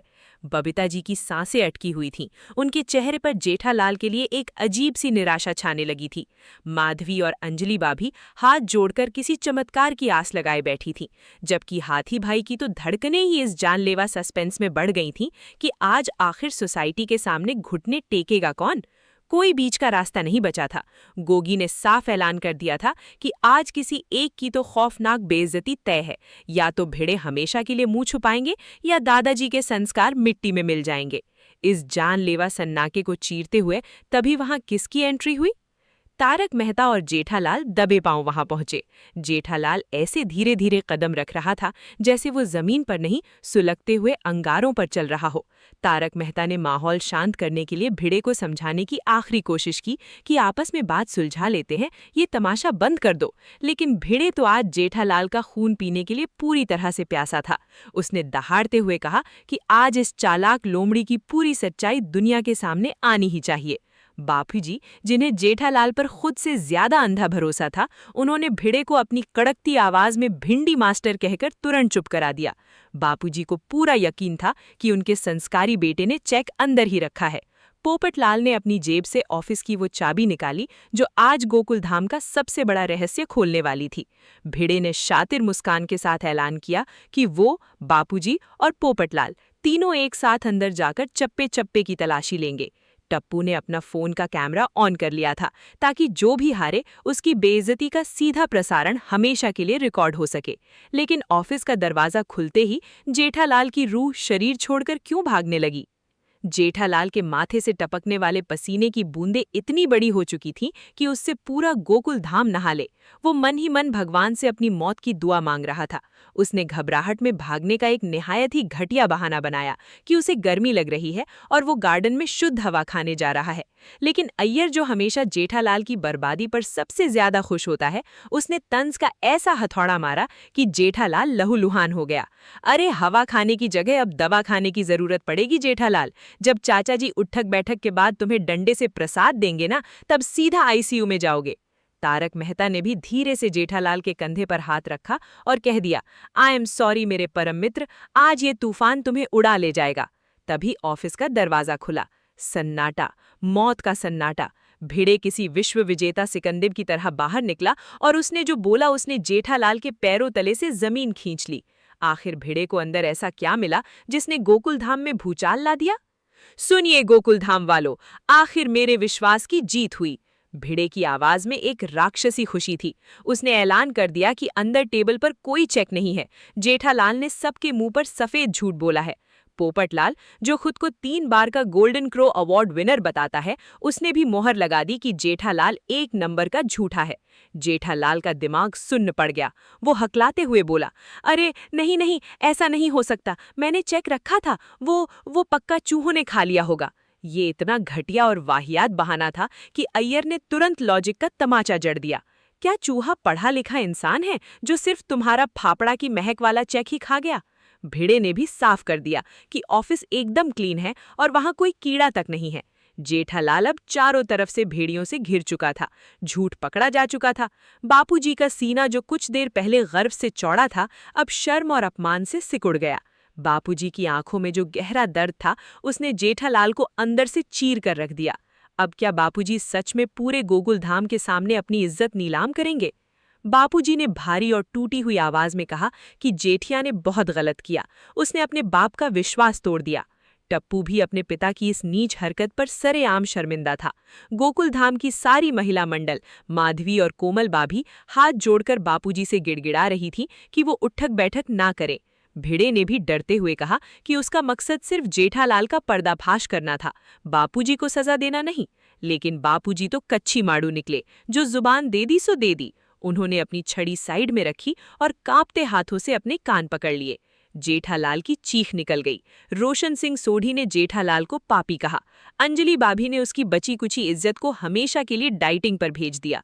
रज्जन और रूपा बाभी ने ऐसे ऐसे खौफनाक ताने मारे जो जेठालाल के सीने में खंजर की तरह आर पार हो गए। और तो और बबीता जी, जिनके लिए जेठालाल पूरी दुनिया से लड़ जाता था, उन्होंने भी साफ कह दिया कि आज जेठालाल ने उनके दिल में अपनी सारी इज्जत राख कर दी है और वो ताउम्र उससे बात नहीं करेंगी। जेठालाल फूट फूट कर रो रहा था, बापूजी रुक जाइए, 25 उठक बैठक खत्म हो गई। लेकिन बापूजी ने कह दिया कि अब वो 100 उठक बैठक करेंगे। जेठालाल चीखता रहा, रोता रहा और फिर अचानक, बापूजी नहीं, बापूजी रुक जाइए। जेठालाल पूरी ताकत से चीखा और पसीने से भीगकर अपनी जगह से उछल पड़ा। लेकिन ये क्या, उसके सामने कोई गोकुलधाम सोसाइटी नहीं थी, कोई बापूजी नहीं थे और कोई भिड़े नहीं था, बल्कि नट्टू काका और बाघा उसके सामने अजीब सी शक्ल बना रहे थे। हे भगवान, ये सब एक खौफनाक रोंगटे खड़े कर देने वाला सपना था। जेठालाल अपनी गड़ा इलेक्ट्रॉनिक्स के गोडाउन में सो रहा था। नट्टू काका ने घबरा कर पूछा कि सेठ जी क्या हुआ, आप ऐसे पागलों की तरह क्यों चीख रहे हैं? जेठालाल की सांसें इंजन की तरह चल रही थीं। बापूजी की इज्जत दांव पर लगी थी और जेठालाल के दिमाग के सारे सर्किट पूरी तरह जल चुके थे। तभी बाघा ने एक ऐसी खौफनाक और अजीबोगरीब हरकत की जिसने जेठालाल के पैरों तले जमीन खिसका दी। बाघा ने जेठालाल का हाथ पकड़ा और उसे घसीटते हुए सीधा दुकान के बाथरूम के अंदर धकेल दिया। जेठालाल अंदर से चीखता रहा कि उसे बाथरूम नहीं जाना है, लेकिन बाघा ने बाहर से दरवाजा सटा दिया। जेठालाल घुटन और घबराहट से पागल हो रहा था। आखिर बाघा अपने ही करोड़ों के टर्नओवर वाले सेठ को उसके ही बाथरूम में कैद करके कौन सा दिमागी खेल खेलना चाहता था। तभी अचानक उस बंद बाथरूम के दरवाजे के नीचे से जेठालाल को एक कागज का टुकड़ा सरकता हुआ दिखाई दिया। ये कोई मामूली कागज नहीं था, ये बाघा के खुराफाती दिमाग से निकला वो ब्रह्मास्त्र था जो जेठालाल के उस सफेद झूठ को सच में बदलने वाला था। बाघा ने बाहर से चिल्लाकर समझाया कि जैसे पुराने जमाने में पोस्टमैन बंद दरवाजे के नीचे से चिट्ठी सरका देते थे, वैसे ही आज रात जब गोकुलधाम की पूरी जनता घोड़े बेचकर सो रही होगी, तब वो चुपचाप सोसाइटी ऑफिस के दरवाजे के नीचे से जेठालाल का चेक अंदर खिसका देगा। सुबह जब भिड़े अपना वो पुराना ताला खोलेगा तो उसे चेक जमीन पर मिलेगा और जेठालाल का झूठ रातों रात एक अटल सत्य बन जाएगा। जेठालाल इस मास्टर प्लान को सुनकर खुशी से उछल पड़ा, लेकिन क्या गड़ा इलेक्ट्रॉनिक्स में खुशियां कभी 2 सेकंड से ज्यादा टिक पाई हैं? जेठालाल की उस खुशी के गुब्बारे में नट्टू काका ने एक ऐसा हिकअप यानी हिचकी का तीर मारा कि जेठालाल का खून सूख गया। नट्टू काका ने याद दिलाया कि अगर जेठालाल ने भेड़े से ये कहा होगा कि चेक के ऊपर पेपर वेट रखा है, तो बंद ऑफिस में चेक जमीन पर कैसे मिलेगा। बाघा ने तुरंत अपने दिमाग के घोड़े दौड़ाए और जेठालाल को तसल्ली दी कि उसने भेड़े के सामने पेपर वेट का कोई जिक्र नहीं किया था, इसलिए चेक हवा से उड़कर जमीन पर गिरना पूरी तरह से लॉजिकल है। बिना एक पल गवाए जेठालाल ने 2 दिन पुरानी तारीख का एक फर्जी चेक फाड़ा और उसे लिफाफे में डालकर एक ऐसा टाइम बम तैयार कर दिया जो रात के अंधेरे में फटने वाला था। लेकिन इस बम को भिड़े के अभेद्य किले तक पहुंचाने की जिम्मेदारी कौन लेगा? जेठालाल ने तुरंत अपने परम मित्र तारक मेहता को फोन लगाया, जो अपने घर में किसी डिप्रेशन के शिकार कवि की तरह उदास बैठे थे। मेहता साहब इस बात से खून के आंसू रो रहे थे कि वो अपने जिगरी दोस्त के लिए कोई आइडिया नहीं सोच पाए थे। लेकिन जैसे ही जेठालाल ने उन्हें बाघा का वो चुपके से चेक सरकाने वाला जासूसी प्लान बताया, तारक मेहता की आवाज में अचानक 100 हाथियों की ताकत आ गई। उन्होंने फोन के स्पीकर पर बाघा को ऐसी शाबाशी दी जैसे बाघा कोई जंग जीतने जा रहा हो, और बेशर्मी से काम पूरा होने पर जलेबी फाफड़ा की पार्टी भी मांग ली। जेठालाल ने बाघा को सख्त हिदायत दी कि रात को वो सीधा अंदर घुसने की बेवकूफ़ी नहीं करेगा, बल्कि पहले जेठालाल अपनी बैल्कनी से पूरे इलाके का रडार से मुआयना करेगा। लेकिन क्या रात का वो खौफनाक अंधेरा वाकई जेठालाल की इस चोरी में उसका साथ देने वाला था? उधर गोकुलधाम सोसाइटी के चप्पे चप्पे पर महाकलेश का साया मंडरा रहा था। अंजलि भाभी के घर में महिला मंडल की एक ऐसी इमरजेंसी मीटिंग चल रही थी जिसका तनाव किसी वर्ल्ड वॉर से कम नहीं था। कोमल, बबीता, माधवी और रोशन सबकी सांसें ऊपर नीचे हो रही थी। कल सुबह का वो खौफनाक सूरज गोकुलधाम के 2 सबसे सम्मानित लोगों में से किसी एक की इज्जत की चिता जलाने वाला था। एक तरफ सोसाइटी का वो एकमेव सेक्रेटरी जो अपनी ईमानदारी पर घमंड करता है, और दूसरी तरफ आदरणीय चंपक चाचा जिनका गुस्सा ज्वालामुखी से कम नहीं है। माधवी भाभी तो इस धर्म संकट में फंसी थी कि वो अपने पति का साथ दें या पिता समान चाचा जी का। लेकिन क्या बड़ों की इस बचकानी जिद का असर सोसाइटी की नई जनरेशन पर नहीं पड़ रहा था? क्लब हाउस में टप्पू सेना के बीच बाकायदा एक गृह युद्ध छिड़ चुका था। सोनू गुस्से से लाल होकर अपने पिता भिड़े को पूरी तरह बेकसूर बता रही थी, तो टप्पू अपनी पारिवारिक वफादारी निभाते हुए सारा दोष भिड़े के सिर मढ़ रहा था। गोगी और गोली ने अगर सही वक्त पर आकर इन दोनों के बीच दीवार न खड़ी की होती तो शायद आज ही गोकुलधाम में एक और महाभारत हो जाती। गोगी ने इस तनाव को खत्म करने के लिए एक सीधा और क्रूर मास्टर स्ट्रोक चला, बॉयकॉट। टप्पू सेना ने कसम खाई कि कल सुबह जब वो खौफनाक उठक बैठक का तमाशा होगा तो वो अपने घरों से नीचे उतरेंगे ही नहीं। बच्चों ने तो खुद को इस बवाल से अलग कर लिया, लेकिन उन्हें क्या पता था कि असली गैर कानूनी काम तो उस रात के सन्नाटे में होने वाला था जिसकी स्क्रिप्ट जेठालाल अपने बेडरूम में लिख चुका था। रात गहरी हो चुकी थी और जेठालाल अपने बिस्तर पर लेटा ख्याली पुलाव पका रहा था कि कल सुबह वो भिड़े को कैसे जलील करेगा। तभी बापूजी आकर उसे नींद से जगाया और एक ऐसा आदर्शवादी ज्ञान दिया जिसने जेठालाल का सारा मजा किरकिरा कर दिया। बापूजी ने हुक्म दिया कि कल सुबह बस चेक मिलते ही भिड़े अपनी गलती मान ले, उसे ताना मारने की कोई जरूरत नहीं है। जेठालाल ने जी हजूरी की और बापूजी के सोते ही अपने सबसे भरोसेमंद और इकलौते सिपाही बाघा को फोन मिला दिया। लेकिन बाघा ने फोन उठाते ही जो जवाब दिया उसने जेठालाल के शरीर का सारा खून जमा दिया। बाघा गोकुलधाम की बाउंड्री तक पहुंच चुका था, लेकिन वो अकेला नहीं था, उसके साथ बावरी भी आई थी। अब इस सीक्रेट अंडरकवर मिशन में बावरी का क्या काम था? जेठालाल का गला पूरी तरह सूख गया। अगर बावरी ने अपनी किसी बेवकूफ़ी से भिड़े को जगा दिया तो कल सुबह भिड़े बापूजी से नहीं, जेठालाल से पूरी गोकुलधाम की परिक्रमा करवाएगा। जेठालाल ने दांत पीसते हुए बाघा को हुक्म दिया कि वो बावरी को गेट के बाहर ही रोके और सबसे जरूरी बात, अपना मोबाइल फोन भी बावरी के हाथों में देकर आए। जेठालाल जानता था कि बाघा के फोन में बजने वाली वो अजीबोगरीब रिंगटोन रात के सन्नाटे में किसी सायरन से कम नहीं थी। बाघा ने एक कमांडो की तरह कॉपी सर कहा और काले कपड़ों में छुपते हुए गोकुलधाम के अंदर रेंगने की तैयारी करने लगा। जेठालाल धीरे से अपनी बालकनी में आया, ये सोचकर कि अब मैदान पूरी तरह साफ है। लेकिन जैसे ही उसकी नजर नीचे कंपाउंड में गई, उसकी आत्मा उसके शरीर से झटके से बाहर निकल गई। नीचे आत्माराम तुकाराम भिड़े अपने घर से बाहर निकल रहा था। आधी रात के इस खौफनाक सन्नाटे में भिड़े को आखिर क्या सूझी थी? माधवी ने जब टोक कर पूछा कि क्या कोई नया ताला खरीदा है जो इतनी रात को चेक करने जा रहे हो, तो भिड़े का जवाब किसी हॉरर फिल्म के खूंखार विलन जैसा था। मुझे जेठालाल पर रत्ती भर भी भरोसा नहीं है। मैं बस ये देखने जा रहा हूं कि उस इंसान ने मेरी ऑफिस के ताले के साथ कोई छेड़छाड़ तो नहीं की। भिड़े अपनी वो भयानक सीढ़ियां उतरने लगा और ऊपर बैल्कनी में खड़े जेठालाल की धड़कनें बुलेट ट्रेन की रफ्तार से दौड़ने लगी, क्योंकि ठीक उसी वक्त गोकुलधाम के मेन गेट से बाघा अंदर की तरफ अपने कदम बढ़ा चुका था। दोनों का आमना सामना अब एक अटल सच्चाई थी। इस प्रलय को रोकने के लिए जेठालाल अब क्या करेगा? जेठालाल ने तुरंत अपने दिमाग के घोड़े दौड़ाए और बैल्कनी से एक ऐसी बेसुरी आवाज में चिल्लाया, ओ भिड़े! भिड़े झटके से चौंक कर ऊपर देखने लगा। जेठालाल ने पसीना पहुंचते हुए बहाना बनाया कि वो बस खुली हवा खाने आया है, लेकिन भिड़े की शक करने वाली नजरें तो किसी रडार की तरह पूरे कंपाउंड में घूम रही थी। जेठालाल ने अपनी जान बचाने के लिए एक भयंकर और निहायत ही घटिया झूठ बोला, अरे भिड़े, तू जल्दी ऊपर जा, मैंने अभी अभी तेरी बैल्कनी में एक बिल्ली देखी है, कैट, जा, वरना वो तेरे बोर्ड के पीछे अपना घर बसा लेगी। भिड़े की आवाज ने रात का सन्नाटा चीर दिया। कौन है उधर? और इस खौफनाक सवाल के जवाब में जेठालाल के मुंह से जो निकला उसने बेवकूफी के सारे रिकॉर्ड तोड़ दिए। जेठालाल ने अपनी भारी आवाज में कहा, मैं हूं। अरे भाई, अगर चोरी कर रहे हो तो कम से कम मैं हूं तो मत बोलो। लेकिन भिड़े कहाँ रुकने वाला था। उसने कड़कती आवाज में पूछा, कौन मैं? और तब जेठालाल ने वो किया जो ऑस्कर लेवल की एक्टिंग को भी शर्मसार कर दे। उसने कहा, मैं नहीं, म्याऊं हूं। अब आप ही सोचिए, क्या कोई बिल्ली इतनी शुद्ध हिंदी में अपना परिचय देती है? भिड़े का दिमाग भन्ना गया, क्योंकि ये कोई आम बिल्ली नहीं थी, ये एक डबल वॉइस वाली बिल्ली थी। दरअसल जेठालाल को बचाने के लिए पीछे छिपे बाघा ने भी अपनी फटी हुई आवाज में म्याऊं कर दिया था। भिड़े, जो अपनी सखाराम को भी ऐसे पहुंचता है जैसे वो कोई फरारी हो, तुरंत एक्शन मोड में आ गया और उसने ऐलान कर दिया कि वो इस दो मुंही वाली बिल्ली का रहस्य सुलझाने नीचे आ रहा है। जेठालाल के तो मानो तोते उड़ गए। उसने भिड़े को रोकने के लिए सारी दिमागी ताकत लगा दी। उसने भिड़े को ताना मारा कि क्या वो छोटा बच्चा है जो रात के 1:30 बजे बिल्ली देखने जाएगा। लेकिन भिड़े का शक अब एक विशाल बरगद के पेड़ की तरह जड़े जमा चुका था। जेठालाल को समझ नहीं आ रहा था कि वो क्या करे, क्योंकि अगर भिड़े नीचे आ गया तो जेठालाल की इज्जत का वो फालूदा बनेगा जिसे कोई कुत्ते भी नहीं खाएंगे। अब जेठालाल के पास सिर्फ एक ही रास्ता बचा था।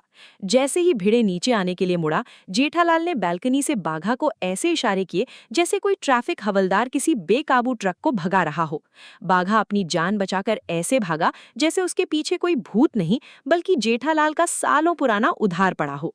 भिड़े नीचे पहुंचा, इधर उधर अपनी टॉर्च घुमाई, लेकिन वहां सिर्फ रात का सन्नाटा और मच्छरों की भिनभिनाहट थी। आखिरकार उसे मानना पड़ा कि वो सच में कोई बिल्ली ही थी।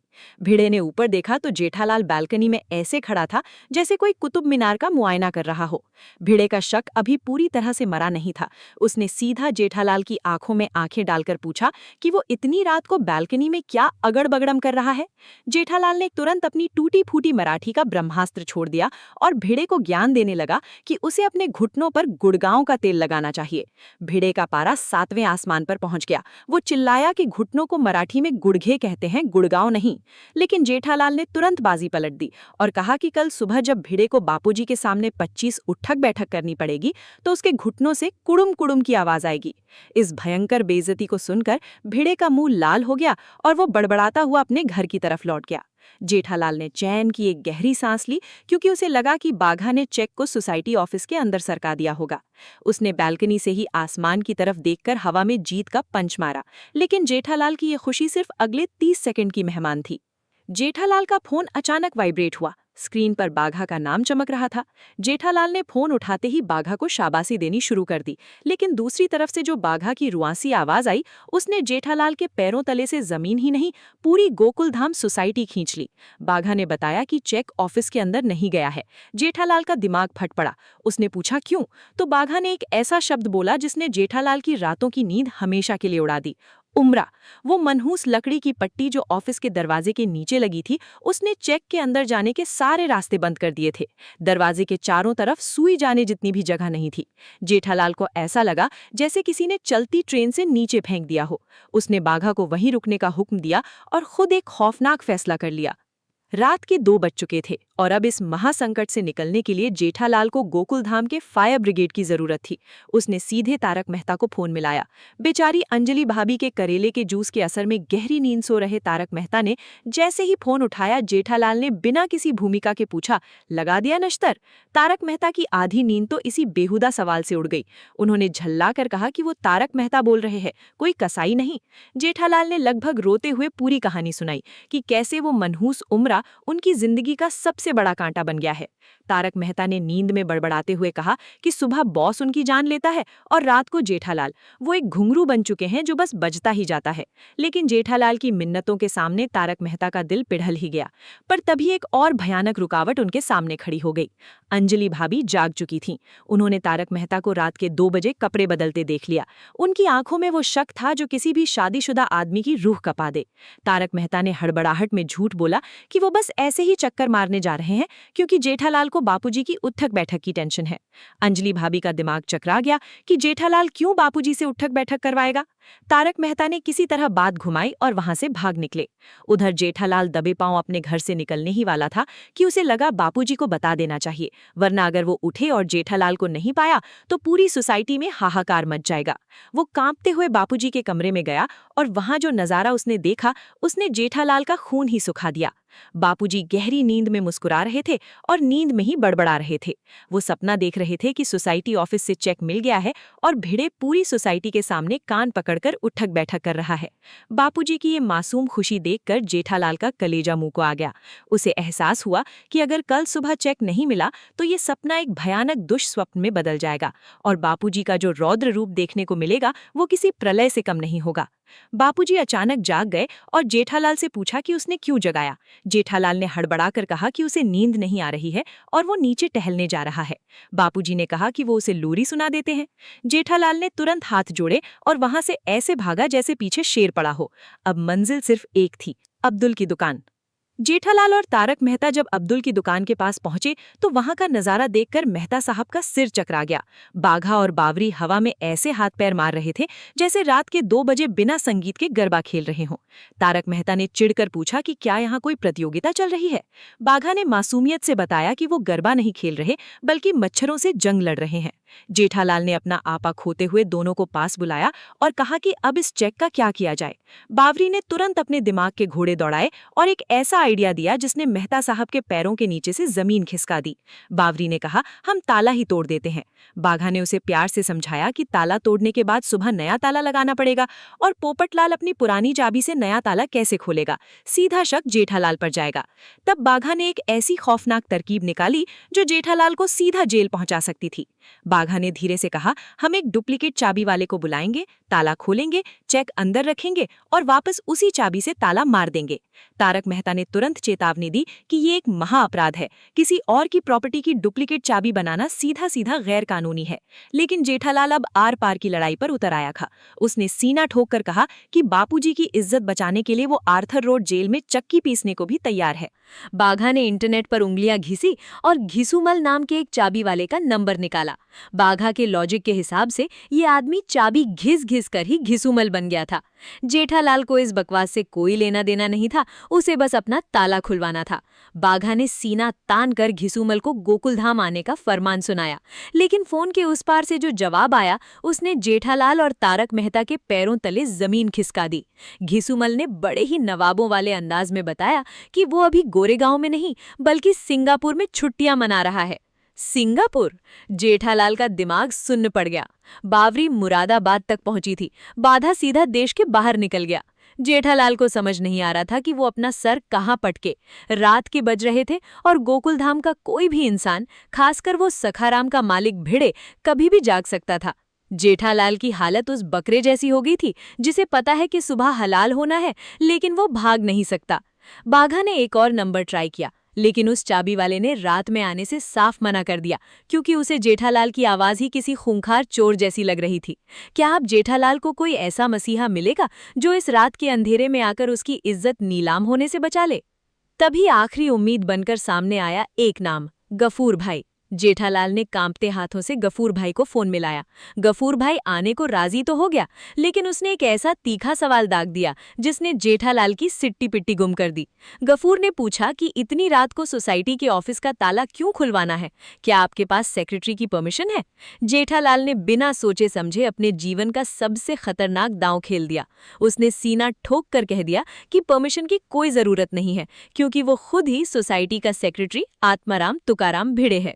जेठालाल ने ये खौफनाक झूठ तो बोल दिया, लेकिन वो ये भूल गया था कि झूठ के पांव नहीं होते, और ये एक अकेला झूठ उसे किस भयानक दलदल में ढकेलने वाला था। गफूर भाई ने कहा कि वो आ रहा है, लेकिन उसे स्टेशन से पिकअप करना पड़ेगा। जेठालाल ने तुरंत बावरी को घर भगाया और बाघा को अपनी स्कूटर लेकर गफूर भाई को लाने के लिए दौड़ा दिया। अब गोकुलधाम के कंपाउंड में जेठालाल और तारक मेहता बिल्कुल अकेले थे। तारक मेहता भी अपने परम मित्र के इस महापाप में हिस्सेदार बनकर अपने कर्मों को कोस रहा था। जेठालाल खुद को तसल्ली दे रहा था कि रात के 3 बजे सब मुर्दों की तरह सोते हैं, इसलिए कोई खतरा नहीं है। लेकिन क्या सच में गोकुलधाम में कोई खतरा नहीं था?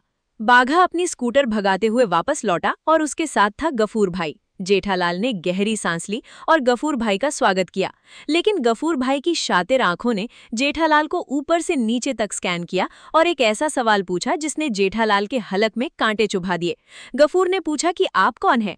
जेठालाल ने हड़बड़ा कर कहा कि वो ही जेठालाल है जिसने फोन किया था। गफूर भाई ने तुरंत अपनी जासूसी पकड़ी और कहा कि फोन पर तो आपने अपना नाम आत्माराम तुकाराम भिले बताया था। जेठालाल बुरी तरह फंस चुका था। गफूर भाई की आंखों में शक के गहरे बादल मंडराने लगे थे। जेठालाल ने अपनी जान बचाने के लिए एक ऐसा अजीबोगरीब और बेवकूफ़ी भरा लॉजिक दिया जिसे सुनकर आइंस्टीन भी रो पड़ता। जेठालाल ने कहा कि आत्माराम मेरी मेष राशि का नाम है और घर में लोग मुझे प्यार से जेठालाल बुलाते हैं, जो मेरा पेट नेम है। गफूर भाई ने व्यंग कसते हुए कहा कि पेट नेम बंटी या पिंटू होता है, जेठालाल नहीं। लेकिन गफूर भाई को पैसे से मतलब था, उसने बात मान ली। जेठालाल ने चैन की सांस ली, लेकिन इस झूठी इज्जत को बचाने के लिए जेठालाल ने जो सीक्रेट सिग्नल बनाया वो गोकुलधाम में मौत का तांडव मचाने वाला था। जेठालाल ने गफूर भाई को रोकते हुए एक ऐसी शर्त रखी जिसे सुनकर गफूर भाई के होश उड़ गए। जेठालाल ने कहा कि अगर कोई आ जाए तो गफूर भाई को तुरंत काम छोड़कर छुपना पड़ेगा। गफूर भड़क गया। उसने साफ कह दिया कि वो कोई गैर कानूनी काम नहीं कर रहा जो कायरों की तरह छुपे। जेठालाल को लगा कि अब बाजी हाथ से निकल गई। उसने रोनी सूरत बनाकर गफूर को एक और भयानक झूठी कहानी सुनाई कि अगर सोसाइटी वालों को पता चला कि सेक्रेटरी से ऑफिस की चाबी खो गई है तो उसकी बरसों की बनाई इज्जत एक पल में खाक में मिल जाएगी। गफूर भाई इस इमोशनल ड्रामे में पिघल गया और छुपने को तैयार हो गया। लेकिन इसके बाद जेठालाल ने बाघा को जो अलार्म कोड समझाया वो किसी कॉमेडी फिल्म से कम नहीं था। जेठालाल ने अपना मास्टर प्लान बताया कि बाघा बालकनी की तरफ नजर रखेगा और अगर कोई भी गोकुलधाम वासी नींद से जागकर बाहर निकला तो जेठालाल एक कुत्ते की तरह जोर जोर से भौं भौं करेगा। बाघा ने अपनी एक्स्ट्रा स्मार्टनेस दिखाते हुए सुझाव दिया कि भौं भौं की जगह म्याऊं म्याऊं करे, लेकिन जेठालाल ने उसे बुरी तरह डांटकर चुप करा दिया। तय हुआ कि भौं भौं की आवाज सुनते ही गफूर भाई काम छोड़कर छुप जाएगा और जब जेठालाल दोबारा भौं भौं करेगा तो वो वापस काम शुरू कर देगा। सब लोग दबे पैर सांसें रोककर सोसाइटी के अंदर घुसे। क्या जेठालाल का ये भौं भौं वाला कोड उसे बचाने वाला था या उल्टा फंसाने वाला था? रात का घनघोर अंधेरा, ऑफिस का बंद दरवाजा और गफूर भाई के हाथ में चाबी बनाने का वो नुकीला औजार। गफूर भाई ने ताले में तार डाला और चाबी घिसना शुरू किया। घिस घिस घिस की वो धीमी आवाज रात के उस सन्नाटे में किसी भारी हथौड़े जैसी लग रही थी। जेठालाल का दिल पसलियां तोड़कर बाहर आने को बेताब था। वो बार बार तारक मेहता से शुभ शुभ बोलने को कह रहा था, लेकिन तारक मेहता को पता था कि जेठालाल की किस्मत में शुभ शुभ कम और कलेश ज्यादा लिखा है। गफूर भाई ने चाबी का ढांचा लगभग तैयार कर लिया था, बस एक आखिरी घुमाव और वो मनहूस ताला खुलने ही वाला था कि तभी जेठालाल की नजर भिड़े की बालकनी पर पड़ी। वहां अंधेरे में कोई अजीब सी चीज हिल रही थी। जेठालाल के हलक से बिना सोचे समझे अपनी पूरी ताकत से एक जोरदार भौं भौं की आवाज निकल गई। आवाज इतनी तेज थी कि गफूर भाई के हाथ से औजार छूट गया और वो सीधा एक बड़े से गमले के पीछे गोता लगा गया। बाघा भी जमीन पर रेंगने लगा और तारक मेहता की तो जैसे आत्मा ही शरीर छोड़ गई। जेठालाल का पसीना छूट रहा था। उसने ध्यान से ऊपर देखा, लेकिन वो कोई इंसान नहीं बल्कि भिड़े की बालकनी में टंगा हुआ एक पुराना कपड़ा था जो हवा से उड़ रहा था। जेठालाल ने राहत की सांस ली। उसे लगा कि खतरा टल गया है। जेठालाल ने कांपते हाथों से गफूर भाई को शुक्रिया कहा और उसे घर छोड़ने के लिए बाघा के साथ विदा किया। बाघा अपनी खटारा स्कूटर स्टार्ट करके आगे बढ़ा ही था कि जेठालाल के पैरों तले से पूरी की पूरी जमीन खिसक गई। जिस चेक के लिए सारी रात की नौटंकी रची गई थी, वो चेक तो बाघा की जेब में ही रह गया था। जेठालाल की हालत उस नालायक चोर जैसी हो गई थी जिसने तिजोरी तो पूरी मेहनत से खोल ली, लेकिन सारा माल घर भुलाया। बाघा ने तुरंत अपनी स्कूटर हवा में घुमाई और वो चेक जेठालाल के पसीने से तरबतर कांपते हाथों में थमा दिया। जेठालाल ने बिना एक पल गंवाए वो चेक सोसाइटी ऑफिस के अंदर सरकाया, लेकिन तभी पीछे से किसी ने उसके कंधे पर अपना भारी हाथ रख दिया। वो कोई अनजान भूत नहीं बल्कि गोकुलधाम के इकलौते फायर ब्रिगेड तारक मेहता थे। मेहता साहब की हालत ऐसी थी जैसे वो जेठालाल के साथ मिलकर किसी बहुत बड़ी बैंक डकैती को अंजाम दे रहे हों। जेठालाल ने फुर्ती से ताला बंद किया और हवा में अपना सीना ऐसे ताना जैसे उसने कोई बहुत बड़ा ऑस्कर अवार्ड जीत लिया हो। उसने मेहता साहब की तरफ देखकर वो खौफनाक स्माइल दी और बोला कि अब बापूजी को उठक बैठक नहीं करनी पड़ेगी। मेहता साहब ने राहत की एक लंबी सांस ली, पर उनके चेहरे पर अभी भी एक खौफनाक सवाल मंडरा रहा था। अगर रात के इस सन्नाटे में किसी ने उन्हें ये सब करते देख लिया तो सुबह उनका क्या अंजाम होगा? घर पहुंचकर जेठालाल ने चैन से सोफे पर लेटकर बाघा को फोन लगाया और अपनी खुशी जाहिर करते हुए उसे एक झटके में डबल पगार देने का भयंकर लालच दे डाला। बाघा, जो हमेशा पैसों के लिए रोता रहता था, आज अचानक किसी हिमालय के बाबा की तरह महात्मा बन गया। उसने वो डबल पगार लेने से साफ इनकार कर दिया और सेठ जी को ज्ञान देने लगा कि हर चीज की कीमत पैसों से नहीं तोली जाती। जेठालाल इस अप्रत्याशित झटके से उभर भी नहीं पाया था कि बाघा ने बहुत ही विनम्रता से गुड नाइट बोलकर फोन काट दिया। जेठालाल मन ही मन ख्याली पुलाव पकाने लगा कि कल सुबह जब ऑफिस से चेक निकलेगा तो भिड़े की शक्ल कितनी भयानक और देखने लायक होगी। लेकिन जेठालाल अपने अहंकार में ये भूल गया था कि भिड़े की किस्मत उससे भी ज्यादा टेढ़ी और खतरनाक है। अगली सुबह सूरज निकलने के साथ साथ गोकुलधाम वालों का ब्लड प्रेशर भी तेजी से बढ़ रहा था।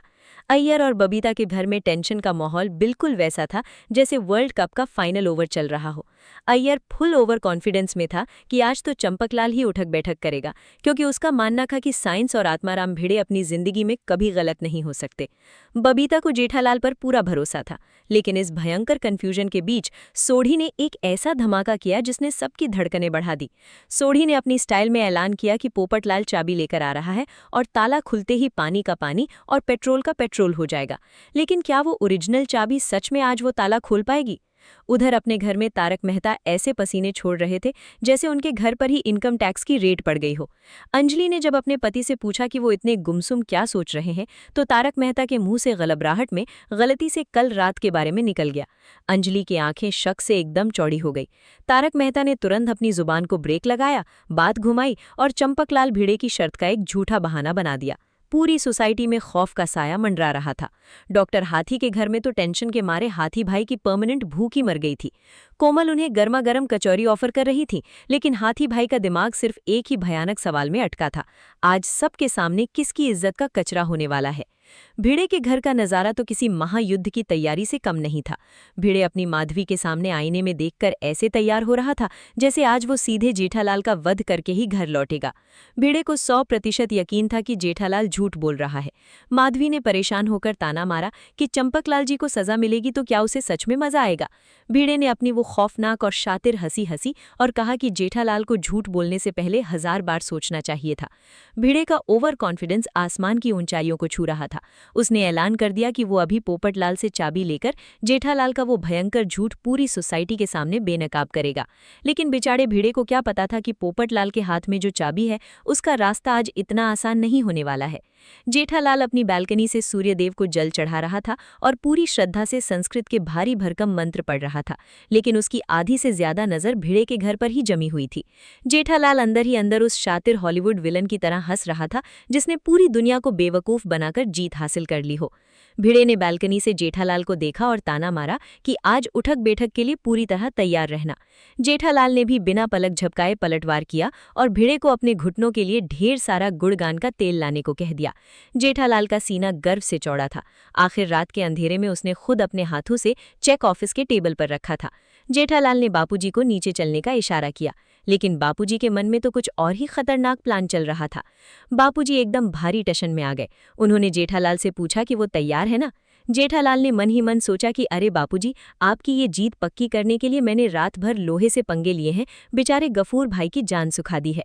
बापूजी ने गर्व से ऐलान किया कि आज वो भिड़े की उठक बैठक का एकदम HD क्वालिटी में मस्त लाइव वीडियो बनाएंगे। दोनों बाप बेटे ऐसे मुस्कुरा रहे थे जैसे आज सच में भिड़े की जिंदगी का आखिरी दिन हो। लेकिन नीचे कंपाउंड में एकदम शमशान घाट जैसा सन्नाटा पसरा था, क्योंकि जिस एक इंसान का सबको बेसब्री से इंतजार था वो इंसान अभी तक नहीं आया था। आखिर कहाँ गायब था दुनिया हिलाने वाला पोपटलाल। अब्दुल और भिड़े की नजरें सोसाइटी के मेन गेट पर टिकी थी। तभी अपनी मशहूर छतरी को किसी निंजा की तलवार की तरह घुमाते हुए पोपटलाल की ग्रैंड एंट्री हुई। भिड़े उसे देखकर ऐसे पागल हो गया जैसे पोपटलाल कोई चाबी नहीं बल्कि भिड़े के लिए कोई करोड़ों की लॉटरी का टिकट लेकर आया हो। पोपटलाल बेचारा हैरान और परेशान। उसने पूछा कि क्या बात है भिड़े, क्या उसके लिए कोई बहुत ही सुंदर सा रिश्ता आया है जो वो इतना नाच रहा है। भिड़े ने तुरंत साफ किया कि उसे पोपटलाल से नहीं, उसकी जेब में पड़ी उस लोहे की चाबी से सच्चा प्यार है। पोपटलाल ने कैजुअली बताया कि वो जाते वक्त अब्दुल को चाबी देना भूल गया था और अब्दुल की डुप्लीकेट चाबी तो वैसे भी खो चुकी है। ये सुनते ही भिड़े ने पूरी खौफनाक कहानी पोपटलाल के सामने उल्टी कर दी। भिड़े ने चीख चीख कर पोपटलाल को बताया कि कैसे जेठालाल ने उसे चेक के लिए खून के आंसू रुलाए हैं, कैसे चंपकलाल ने गुस्से में आकर शर्त लगाई है और कैसे आज या तो चंपकलाल 25 उठक बैठक करेगा या फिर भिड़े खुद अपनी टांगे तोड़कर 100 उठक बैठक करेगा। पूरे 100 उठक बैठक का नाम सुनते ही पोपटलाल के होश उड़ गए और उसकी छतरी हाथ से छूटते छूटते बची। उसने भिड़े को डराया कि अगर जेठालाल सच बोल रहा हुआ तो भिड़े की हड्डियां टूट जाएंगी और उसे अस्पताल ले जाना पड़ेगा। लेकिन भिड़े अपने अहंकार से टस से मस नहीं हुआ। उसने भिड़े को घसीटकर ताला खोलने का फरमान सुना दिया। उधर जेठालाल ने अपनी जीत कंफर्म करने के लिए तारक मेहता को फोन मिलाया। गुड मॉर्निंग जेठालाल, आज के ऐतिहासिक दिन के लिए पूरी तरह तैयार? मेहता साहब ने भारी आवाज में पूछा। जेठालाल ने अपना सीना ठोक कर कहा कि वो पूरी तरह तैयार है और उसे इतनी खुशी हो रही है कि वो बता नहीं सकता। लेकिन मेहता साहब, जो जेठालाल की जिंदगी के हर आने वाले तूफान को पहले से सूंघ लेते थे, मन ही मन एक खौफनाक सच्चाई सोच रहे थे। इतिहास गवाह है, जब जब जेठालाल जरूरत से ज्यादा खुश हुआ है, किस्मत ने उसे ऐसा जोरदार तमाचा मारा है कि उसकी गूंज पूरे गोकुल धाम में महीनों तक सुनाई देती है। सुबह सुबह सारी भौज सोसाइटी ऑफिस के बाहर ऐसे जमा थी जैसे किसी बड़े आतंकवादी का सरेंडर होने वाला हो। जेठालाल सीना चौड़ा करके ऐसे खड़ा था जैसे उसने अकेले दम पर कोई जंग जीत ली हो। तभी पोपटलाल अपनी छाती तान कर और हाथ में चाबी घुमाता हुआ वहां प्रकट हुआ। बापूजी ने कड़क आवाज में कहा कि पोपटलाल आ गया है, आइए आइए। भिड़े, जो अपनी स्कूटर सखाराम को भी इतनी शिद्दत से नहीं घूरता, उसने तुरंत पोपटलाल से चाबी मांगी ताकि वो ताला खोल सके। लेकिन क्या जेठालाल इतनी आसानी से ऑफिस खुलने देने वाला था? बिल्कुल नहीं। जेठालाल अपनी ओवर एक्टिंग की दुकान खोलते हुए तुरंत बीच में कूद पड़ा। उसने भिड़े को ऐसे ताना मारा जैसे भिड़े कोई बहुत बड़ा शातिर क्रिमिनल हो। जेठालाल ने तंज कसते हुए कहा कि भिड़े इतनी जल्दी में क्यों है, कहीं वो सबके आने से पहले अंदर जाकर उसका चेक गायब करने की प्लानिंग तो नहीं कर रहा। ये सुनते ही भिड़े का ईगो हर्ट हो गया। उसने चिढ़कर कहा कि वो जेठालाल की तरह गलत काम नहीं करता। पोपटलाल भी अपना घमंड दिखाते हुए छाती ठोकने लगा कि उसके होते हुए सोसाइटी में कोई गलत काम हो ही नहीं सकता। पर क्या पोपटलाल को पता था कि उसकी नाक के नीचे सबसे बड़ा कांड तो हो चुका है? बापूजी आज पूरे फुल कॉन्फिडेंस में थे। उन्होंने भिड़े को सीधा अल्टीमेटम दे दिया कि अपनी टांगों की वर्जिश शुरू कर दे, क्योंकि आज उसे पूरी सोसाइटी के सामने उठक बैठक करनी ही पड़ेगी। भिड़े ने भी हार नहीं मानी। उसने पलटवार करते हुए कहा कि बस कुछ देर रुकिए चाचा जी, अभी दूध का दूध और पानी का पानी हो जाएगा। तभी बबीता जी, अय्यर, हाथी भाई और रोशन भाभी का पूरा गैंग वहां लैंड हो गया। कोमल भाभी तो टेंशन में भगवान को ऐसे याद कर रही थी जैसे कोई उल्का पिंड सोसाइटी पर गिरने वाला हो। लेकिन इस भारी टेंशन के बीच जेठालाल की आंखों में एक अजीब सी चालाकी क्यों चमक रही थी? जेठालाल इतना ज्यादा ओवर कॉन्फिडेंट था कि उसने सोढ़ी को देखते ही कह दिया कि आते आते ढोल लेकर आना, क्योंकि आज भिड़े रिदमिक उठक बैठक करने वाला है। तभी पीछे से एक कान फोड़ू आवाज आई। सोढ़ी सच में एक बड़ा सा ढोल गले में टांगे चला आ रहा था। सोढ़ी ने ऐलान कर दिया कि आज इस ढोल की ताल पर पता चलेगा कि किसकी पोल खुलती है। माधवी भाभी से लेकर बबीता जी तक सबके चेहरों पर 440 वोल्ट का टेंशन साफ दिख रहा था। लेकिन इस हंसी मजाक के बीच डॉक्टर हाथी ने जो किया, उसने एक नया भूचाल खड़ा कर दिया। डॉक्टर हाथी मासूमियत से आगे बढ़े और बापूजी के हाथ में दर्द निवारक गोलियों की एक डिब्बी थमा दी, ताकि उठक बैठक के बाद उनका दर्द कम हो सके। जेठालाल चिढ़ गया और बोला कि ये बापूजी को क्यों दे रहे हो, भिड़े को दो। हाथी भाई ने वो डिब्बी भिड़े को थमा दी और कहा कि जरूरत ना पड़े तो वापस कर देना। भिड़े ने वो डिब्बी अपनी जेब में रख ली। इसके बाद पोपटलाल ने खुद को इस मैच का अंपायर घोषित कर दिया और अपनी जेब से चाबी निकालकर ताले में लगा दी। सब लोग अपनी सांसें रोके टुकुर टुकुर उस ताले को देख रहे थे। लेकिन ताला खुलते ही जो खौफनाक मंजर सामने आया, उसने सबके पैरों तले जमीन ही खिसका दी। दरवाजा खुला और जेठालाल चीते की फुर्ती से अंदर घुसा। अगले ही पल वो खुशी से चीख पड़ा। उसने अपना चेक हवा में लहराते हुए ऐसा जश्न मनाया जैसे उसे कोई खजाना मिल गया हो। बापूजी का सीना गर्व से चौड़ा हो गया। जेठालाल सोढ़ी के ढोल की ताल पर नाचने ही वाला था कि तभी पीछे से भिड़े की एक रोंगटे खड़े कर देने वाली चीख गूंजी। अरे देवा, सोसाइटी में चोरी हो गई है। भिड़े की इस एक लाइन ने पूरे गोकुलधाम के खून को बर्फ की तरह जमा दिया। जेठालाल का नाच हवा में ही फ्रीज हो गया और उसकी मुस्कान गायब हो गई। पर आखिर चोरी हुआ क्या था? भिड़े ने कांपते हाथों से ऑफिस का कैश बॉक्स बाहर निकाला। उसने रूहानसी आवाज में बताया कि सोसाइटी के फंड के पूरे 35,944 रुपए गायब है। बबीता जी से लेकर सोढ़ी तक सबके होश उड़ गए। कोमल भाभी चिल्लाईं कि ये दिन दहाड़े चोरी कैसे हो गई। पोपटलाल ने तुरंत अपना जासूसी दिमाग दौड़ाया। उसने बारीकी से चेक किया कि ना तो खिड़की टूटी है, ना ही दरवाजे पर कोई खरोच है। ताला भी उसी चाबी से खुला है जो पोपटलाल की जेब में सुरक्षित थी। तो फिर ये अदृश्य चोर ऑफिस के अंदर घुसा कैसे? पोपटलाल का दिमाग तुरंत एक ही कंक्लूजन पर पहुंचा। उसने जोर से ऐलान कर दिया कि ये काम पक्का किसी डुप्लीकेट चाबी बनाने वाले का है। डुप्लीकेट चाबी शब्द सुनते ही जेठालाल और तारक मेहता के पैरों के नीचे से मानो पूरी पृथ्वी ही खिसक गई। जेठालाल ने घबराकर धीरे से तारक की तरफ देखा। तारक का चेहरा ऐसा सफेद पड़ गया था जैसे किसी ने उसे फांसी का फंदा दिखा दिया हो। दोनों मन ही मन उस गफूर भाई चाबी वाले को कोस रहे थे जिससे उन्होंने रात को ताला खुलवाया था। लेकिन क्या अब इनकी जान बच पाएगी? पोपटलाल गुस्से में उबलने लगा। उसने कसम खा ली कि वो उस चोर की दुनिया हिलाकर रख देगा। सोढ़ी ने भी अपनी आस्तीन चढ़ाते हुए कहा कि वो चोर के पुर्जे पुर्जे अलग कर देगा। बापूजी ने मामला शांत करते हुए वो 2 शब्द कह दिए जिससे जेठालाल सबसे ज्यादा खौफ खाता था, पुलिस को बुलाओ। भिड़े ने तुरंत हामी भर दी। तारक मेहता का ब्लड प्रेशर आसमान छूने लगा। उसे अपना डाइट फूड याद आने लगा। अगर पुलिस आ गई तो वो और जेठालाल तो बिना ओवन के ही रोस्ट हो जाएंगे। जेठालाल अब किस हद तक जाएगा इस पुलिस को रोकने के लिए?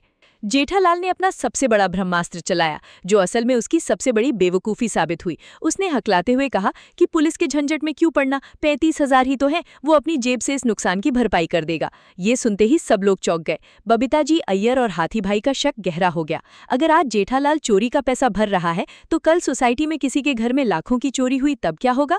भिड़े ने सीधा पॉइंट मारा कि ऐसे तो हम कभी असली चोर को पकड़ ही नहीं पाएंगे। बापूजी ने भी जेठालाल की क्लास लगा दी। क्या जेठालाल के पास अपनी गर्दन बचाने का कोई और बहाना बचा था? जेठालाल ने हार न मानते हुए कहा कि पुलिस आकर करेगी भी क्या? पोपटलाल ने तुरंत जवाब दिया, फिंगरप्रिंट्स। पोपटलाल ने बताया कि जिसने भी डुप्लीकेट चाबी से ताला खोला होगा उसकी उंगलियों के निशान उस ताले पर जरूर होंगे। ये सुनते ही जेठालाल और तारक की आत्मा ने शरीर छोड़ने की तैयारी कर ली, क्योंकि कल रात ताला इन्हीं दोनों ने अपने हाथों से खोला और बंद किया था। सोढ़ी ने आग में घी डालते हुए कहा कि पुलिस अपने साथ स्निफर डॉग भी लाएगी। जेठालाल ने तुरंत बापूजी के कुत्ते वाले डर का फायदा उठाना चाहा, लेकिन बापूजी ने भी कह दिया कि वो घर चले जाएंगे, पर कुत्ता तो सोसाइटी में आकर ही रहेगा। जेठालाल चारों तरफ से बुरी तरह घिर चुका था। अब वो अपना आखिरी दांव क्या चलेगा? जब बचने का कोई रास्ता नहीं दिखा तो जेठालाल ने चुपके से वहां से खिसकने की कोशिश की। उसने घड़ी देखते हुए कहा कि उसे दुकान जाने में बहुत लेट हो रहा है। तारक मेहता ने भी पीछे खिसकते हुए ऑफिस का बहाना बनाया, लेकिन भिड़े और बापूजी ने उन्हें वहीं रोक दिया। बापूजी ने फरमान सुना दिया कि जब तक चोर का पता नहीं चलता कोई कहीं नहीं जाएगा। जेठालाल और तारक मेहता एक दूसरे को बलि का बकरा बनाने में लग गए। जेठालाल ने फुसफुसाते हुए कहा कि तारक सब सच बता दे। तारक ने कहा कि जेठालाल खुद अपने पाप को भूले। दोनों की इस खुसुर फुसुर से पहले कि कोई नया ड्रामा होता, भिड़े ने अपना फोन निकालकर पुलिस का नंबर डायल करना शुरू कर दिया। क्या भिड़े ने कॉल लगा दी? रुको, जेठालाल पूरी ताकत से चिल्लाया। उसने भिड़े को फोन करने से रोका और कहा कि तारक मेहता को कुछ बहुत जरूरी बताना है। तारक ने तुरंत पल्ला झाड़ते हुए जेठालाल पर बात डाल दी। सब लोग कंफ्यूज थे कि आखिर ये दोनों छुपा क्या रहे हैं। तभी भिड़े ने एक ऐसी भयानक लाइन बोली जिसने जेठालाल की दुनिया ही पलट कर रख दी। भिड़े ने कड़क आवाज में कहा, 1 मिनट, किसी को कुछ बताने की जरूरत नहीं है, मैं बताता हूँ। सबके चेहरों पर 440 वोल्ट का झटका लग गया। भिड़े जेठालाल की आंखों में आंखें डालकर बोला, जेठालाल, तूने चेक अंदर रखा ये तो सच है, लेकिन तूने चेक कब और कैसे रखा ये दास्तान मैं सुनाता हूँ। जेठालाल का दिल धक धक करने लगा। उसे लगा कि भिड़े सिर्फ तीर तुक्का मार रहा है। जेठालाल ने भागने की कोशिश करते हुए कहा कि उसे दुकान के लिए लेट हो रहा है, लेकिन भिड़े ने उसका रास्ता रोक लिया। बापूजी जेठालाल के बचाव में आगे आए और बोले, अगर भिंडी मास्टर, जेठिया ने कहा तो है कि जब ऑफिस में कोई नहीं था तब उसने चेक रखा था। भिड़े की आंखों में एक खतरनाक चमक आ गई। उसने अपनी जेब में हाथ डाला और वही डॉक्टर हाथी वाली पेन किलर की डिब्बी बाहर निकाली जो उसे सुबह मिली थी। उसने वो डिब्बी बापूजी के हाथ में थमा दी और बोला, चाचा जी, ये पेन किलर आप रख लीजिए, क्योंकि अब मैं जो सच बताने वाला हूँ उसे सुनकर आपके पैरों तले जमीन खिसक जाएगी। भिड़े ने जेठालाल की इज्जत का सरेआम फालूदा बनाने की कसम खा ली थी। भिड़े का कॉन्फिडेंस आज 7वें आसमान पर था। वो चिल्ला चिल्ला कर बापूजी को बता रहा था कि कैसे वो सोसाइटी फंड के लिए सबसे चेक मांग रहा था और जेठालाल हर बार उसे ऐसे इग्नोर कर रहा था जैसे कोई अपनी उधारी वाले को करता है। लेकिन क्या जेठालाल सच में चेक देना भूल गया था? जेठालाल ने मासूमियत का वो ऑस्कर विनिंग नाटक शुरू किया जो शायद किसी बॉलीवुड एक्टर को भी शर्मिंदा कर दे। उसने सफाई दी कि वो जानबूझकर नहीं बल्कि भूलने की बीमारी की वजह से चेक नहीं दे पा रहा था। लेकिन भिड़े कहाँ रुकने वाला था। बापूजी के सामने जब भिड़े ने जेठालाल को लपेटा तो जेठालाल के पसीने ऐसे छूट रहे थे जैसे जेठ की दोपहरी में बर्फ पिघलती है। उसे बचने के लिए तुरंत एक सॉलिड बहाना चाहिए था और तभी उसे वो जानकारी मिली जिसने उसे अपनी ही कब्र खोदने पर मजबूर कर दिया। वो खौफनाक जानकारी आखिर क्या थी? जेठालाल को पता चला कि सोसाइटी की एक चाबी अब्दुल से गुम हो गई है और दूसरी चाबी लेकर पोपटलाल बाहर गांव चला गया है।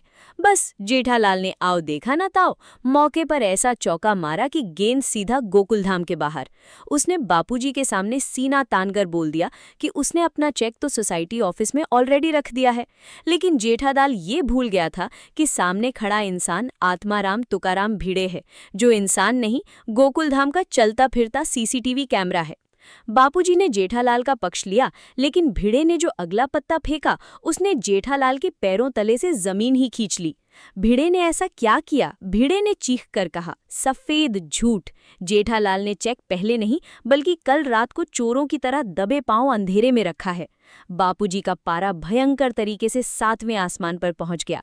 उन्होंने सबूत मांगा और भिड़े ने पीछे मुड़कर एक ऐसी आवाज लगाई जिसने जेठालाल के दिल की धड़कनें ही रोक दी, आइए गफूर भाई। गफूर भाई को देखते ही जेठालाल का चेहरा ऐसा हो गया मानो किसी ने उसकी दुकान का सारा माल फ्री में बांट दिया हो। जेठालाल मन ही मन कांपने लगा कि अब तो भागने का भी कोई रास्ता नहीं बचा। भिड़े ने गफूर भाई की तरफ इशारा करते हुए पूरी सोसाइटी को बताया कि ये डुप्लीकेट चाबी बनाने वाले हैं। लेकिन गफूर भाई तो कल बिजी थे, फिर वो गोकुलधाम कैसे आ गए? भिड़े ने जेठालाल की बखिया उधेड़ते हुए बताया कि जेठालाल इतना डरा हुआ था कि उसे किसी भी कीमत पर अपना चेक ऑफिस के अंदर रखना ही था। उसने कल रात पागलों की तरह सारे चाबी वालों को फोन घुमाया और कर्म धर्म संयोग तो देखिए, उसे चाबी वाला मिला भी तो कौन, वही गफूर भाई जो अब्दुल के दोस्त हैं। गफूर भाई ने खुद मैदान में उतरकर बताया कि कल रात जेठालाल ने उन्हें कॉल किया था, लेकिन गफूर भाई ठहरे सीआईडी वाले दिमाग के आदमी। उन्होंने सीधा अब्दुल को फोन लगा दिया और इसी एक फोन कॉल ने जेठालाल के पूरे जेम्स बॉन्ड वाले मास्टर प्लान की धज्जियां उड़ा दी। अब्दुल ने जब ये बात भिड़े को बताई तो भिड़े का शातिर दिमाग कैसे चला, भिड़े को तो मानो मुंह मांगी मुराद मिल गई। उसने अब्दुल से कहा कि गफूर भाई को भेजो, लेकिन एक स्पेशल इंस्ट्रक्शन के साथ। भिड़े ने जेठालाल की तरफ देखते हुए एक खौफनाक मुस्कान के साथ कहा कि जेठालाल, तुम्हारा प्लान एकदम परफेक्ट था, लेकिन तुमने गलत काम के लिए एक सच्चे इंसान के नाम का इस्तेमाल किया। अगर तुमने गफूर भाई को फोन पर अपना असली नाम बताया होता तो आज तुम शायद बच जाते, लेकिन कल रात जब तुम चाबी बनवा रहे थे और तुम्हारा वफादार बाघा पूरी सोसाइटी पर पहरा दे रहा था, तब कोई और भी था जो तुम्हें अंधेरे से घूर रहा था। वो इंसान कौन था? वो और कोई नहीं, खुद आत्माराम तुकाराम भिड़े था। भिड़े अपनी बालकनी से छुप छुप कर जेठालाल की ये पूरी चोरी देख रहा था। जेठालाल के दिमाग में बस एक ही शब्द गूंज रहा था कि वो बुरी तरह फंस गया। भिड़े ने आगे बताया कि गफूर भाई ने 2 चाबियां बनाई और एक चाबी ऑफिस के पास वाले गमले में छुपा दी, लेकिन इस पूरी साजिश में जेठालाल अकेला नहीं था। उसका साथ देने वाला वो इंसान था जिस पर बापूजी सबसे ज्यादा भरोसा करते हैं। बापूजी ने जब गुस्से में मेहता साहब की तरफ देखा तो मेहता साहब का चेहरा ऐसे उतर गया मानो उनकी पत्नी अंजलि ने उन्हें हमेशा के लिए डाइटिंग पर रख दिया हो। लेकिन कहानी में असली सस्पेंस तो अभी बाकी था।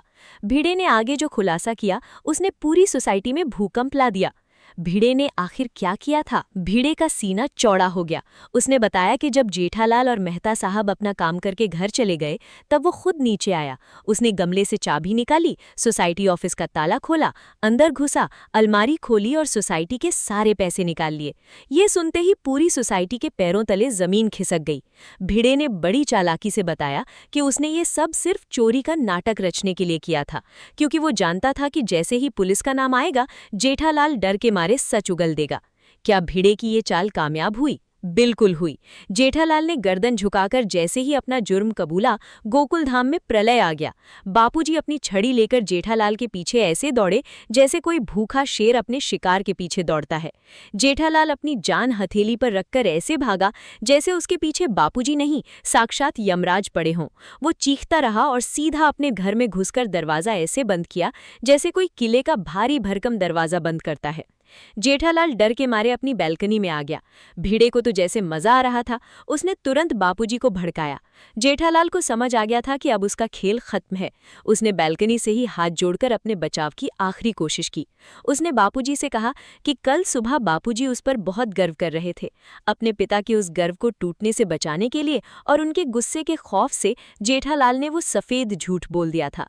लेकिन क्या जेठालाल का ये इमोशनल कार्ड काम आया? जेठालाल ने आगे बताया कि इस झूठ की वजह से बापूजी और भिड़े के बीच उठक बैठक की शर्त लग गई। जेठालाल नहीं चाहते थे कि उनके पिता पूरी सोसाइटी के सामने सजा भुगते, इसलिए उन्होंने अपने पिता की इज्जत बचाने के लिए कल रात वो सारा खौफनाक तिकड़म किया। लेकिन बापूजी ठहरे उसूलों के पक्के इंसान। उन्होंने जेठालाल की पूरी इमोशनल कहानी सुनने के बाद भी सीधा कह दिया कि ठीक है, फिर भी मैं उठक बैठक करूंगा। बापूजी ने जैसे ही अपनी पोजीशन ली, पूरी सोसाइटी में हाहाकार मच गया। तभी जेठालाल ने एक ऐसा दांव खेला जिसने पूरी बाजी ही पलट कर रख दी। जेठालाल ने बालकनी से नीचे आकर क्या कहा? जेठालाल ने जोर से चिल्लाकर बापूजी को रोका। उसने कहा कि आपको उठक बैठक करने की कोई जरूरत नहीं है, क्योंकि आप शर्त जीत चुके हैं। उठक बैठक आपको नहीं, आत्माराम तुकाराम भिड़े को करनी है। ये सुनते ही भिड़े के होश उड़ गए। भिड़े हक्का बक्का रह गया। जेठालाल ने एकदम धांसू स्माइल के साथ कहा, शर्त क्या लगी थी भिड़े? यही ना कि आज सुबह सोसाइटी ऑफिस में से मेरा चेक मिलना चाहिए, जो कि मिला, बराबर की नहीं?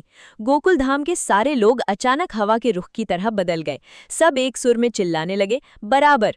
बबीता जी ने भी जेठालाल का सपोर्ट करते हुए कह दिया, technically Jetha ji is correct. Bhide ने आखिरकार घुटने टेक दिए हैं और भारी मन से कहता है कि टेक्निकली वो शर्त हार गया है। भिड़े अपनी सखाराम वाली रफ्तार से उठक बैठक शुरू करने ही वाला होता है कि पीछे से एक कड़कती हुई आवाज आती है, बापूजी। बापूजी ने भीड़े को वहीं ब्रेक लगाते हुए रोका और एक ऐसा फरमान सुनाया जिसने जेठालाल के पैरों तले जमीन खिसका दी। बापूजी ने ऐलान कर दिया कि जेठिया भी भीड़े के साथ उठक बैठक करेगा। जेठालाल का चेहरा ऐसे लटक गया जैसे गड़ा इलेक्ट्रॉनिक्स का कोई लाखों का टेंडर कैंसिल हो गया हो। उसने घबराते हुए पूछा कि वो क्यों? बापूजी का पारा हाई हो चुका था। उन्होंने साफ कह दिया कि ये सब जेठालाल के झूठ का नतीजा है। जेठालाल के पास जी बापूजी कहने के अलावा कोई रास्ता नहीं था। लेकिन तभी इस सरेआम बेइज्जती में एक नया ट्विस्ट आ गया। तारक मेहता सीना तानकर आगे आ गया। उसने ऐलान किया कि इस पूरे कांड में वो भी जेठालाल के साथ था, इसलिए वो भी अपने दोस्त के साथ कंधे से कंधा मिलाकर उठक बैठक करेगा। रोशन सिंह सोढ़ी खुशी से उछल पड़ा और तारक की इस जय वीरू वाली दोस्ती की कस्में खाने लगा। माहौल थोड़ा भावुक हो ही रहा था कि बापूजी की बाज जैसी नजर कोने में छुप रहे पोपटलाल पर पड़ गई। बापूजी ने उसे घूरा और चिल्लाकर बोले कि तू क्या तमाशा देख रहा है, चल तू भी मैदान में आ। पोपटलाल का चेहरा सफेद पड़ गया। उसने मासूमियत का ऐसा नाटक किया जिसे देखकर ऑस्कर वाले भी शर्मा जाएं। वो हकलाकर बोला कि वो वहां मौजूद ही नहीं था। लेकिन जेठालाल का ज्वालामुखी अब फट चुका था। उसने चिढ़कर बोला कि यही तो सबसे बड़ी समस्या है। तू होता तो तुरंत ऑफिस खुल जाती और सच सामने आ जाता। जेठालाल ने सीधा पोपटलाल के नाम 25 उठक बैठक का बिल फाड़ दिया। बापूजी ने सबको लाइन में लगाया, लेकिन जेठालाल अपना शातिर दिमाग दौड़ाने लगा। जेठालाल ने अपना खुराफाती दिमाग दौड़ाया और एक ऐसा खौफनाक आइडिया दिया जिसने गणित की कब्र खोद दी। उसने कहा कि 25 उठक बैठक करना मुश्किल है, हम इसे चारों के बीच बांट लेंगे, 5, 5, 5 और पोपटलाल करेगा 10। पोपटलाल आग बबूला हो गया। जेठालाल ने मक्खन लगाते हुए कहा कि तू वरिष्ठ है ना भाई, लेकिन पोपटलाल ने इस लॉजिक को वहीं को चल दिया कि सजा बराबर बांटो। मास्टर भीड़े ने तुरंत कैलकुलेटर वाला दिमाग चलाया और कहा कि 25 को 4 में बांटेंगे तो हर इंसान के हिस्से में 6.25 यानी 6.25 आएगी। 6 तो मार ले, लेकिन ये ऊपर का पाव हिस्सा यानी 0.25 हिस्सा कैसे मारा जाएगा? बापूजी ने पल्ला झाड़ लिया और यहीं जेठालाल ने वो सवा वाला लॉजिक दिया जो क्लाइमैक्स बनने वाला था। उसने एक्टिंग करते हुए समझाया कि 6-6 सब करेंगे, बचे 4 पाव नलाकर एक पूरी उठक बैठक बनेगी। पहला पाव वो करेगा, हवा में से मेहता साहब टेक ओवर करेंगे और आखिर में पोपटलाल जमीन से वापस ऊपर आएगा। पोपटलाल चिल्लाया कि हवा में टेक ओवर के लिए नीचे तो जाना ही पड़ेगा। बापूजी का धैर्य जवाब दे गया। उन्होंने फैसला सुनाया कि चारों 6-6 करेंगे और एक एक्स्ट्रा बापूजी खुद कर लेंगे। जेठालाल ने घबराकर वो एक्स्ट्रा एक्ट खुद ले लिया। असली तमाशा बाकी था। बबीता जी ने तालियां बजाते हुए इस नज़ारे को एक अद्भुत दृश्य बता दिया। भीड़े ने मजे लेते हुए सबको वीडियो शूट करने को कहा। चारों मुजरिमों ने अपनी 6-6 उठक बैठक पूरी की। जेठालाल अपनी एक्स्ट्रा उठक बैठक मारने ही वाला था कि तारक ने फुर्ती दिखाते हुए खुद वो एक्स्ट्रा उठक बैठक कर ली। तारक मुस्कुराया, दोस्ती की है तो निभानी तो पड़ेगी। सजा पूरी होते ही जेठालाल ने जेब से डुप्लीकेट चाबी निकाली और भीड़े को दी। भीड़े ने सीना चौड़ा करके कहा कि अब उसे पुरानी चाबी नहीं चाहिए, वो तिजोरी का ताला ही बदलने वाला है। जेठालाल ने तुरंत वो चेक भीड़े के हाथ में थमा दिया। भीड़े ने गर्व से कहा कि वो कल रात ही चेक कर चुका है। सोढ़ी ने जोर से नारा लगाया, विजय असो।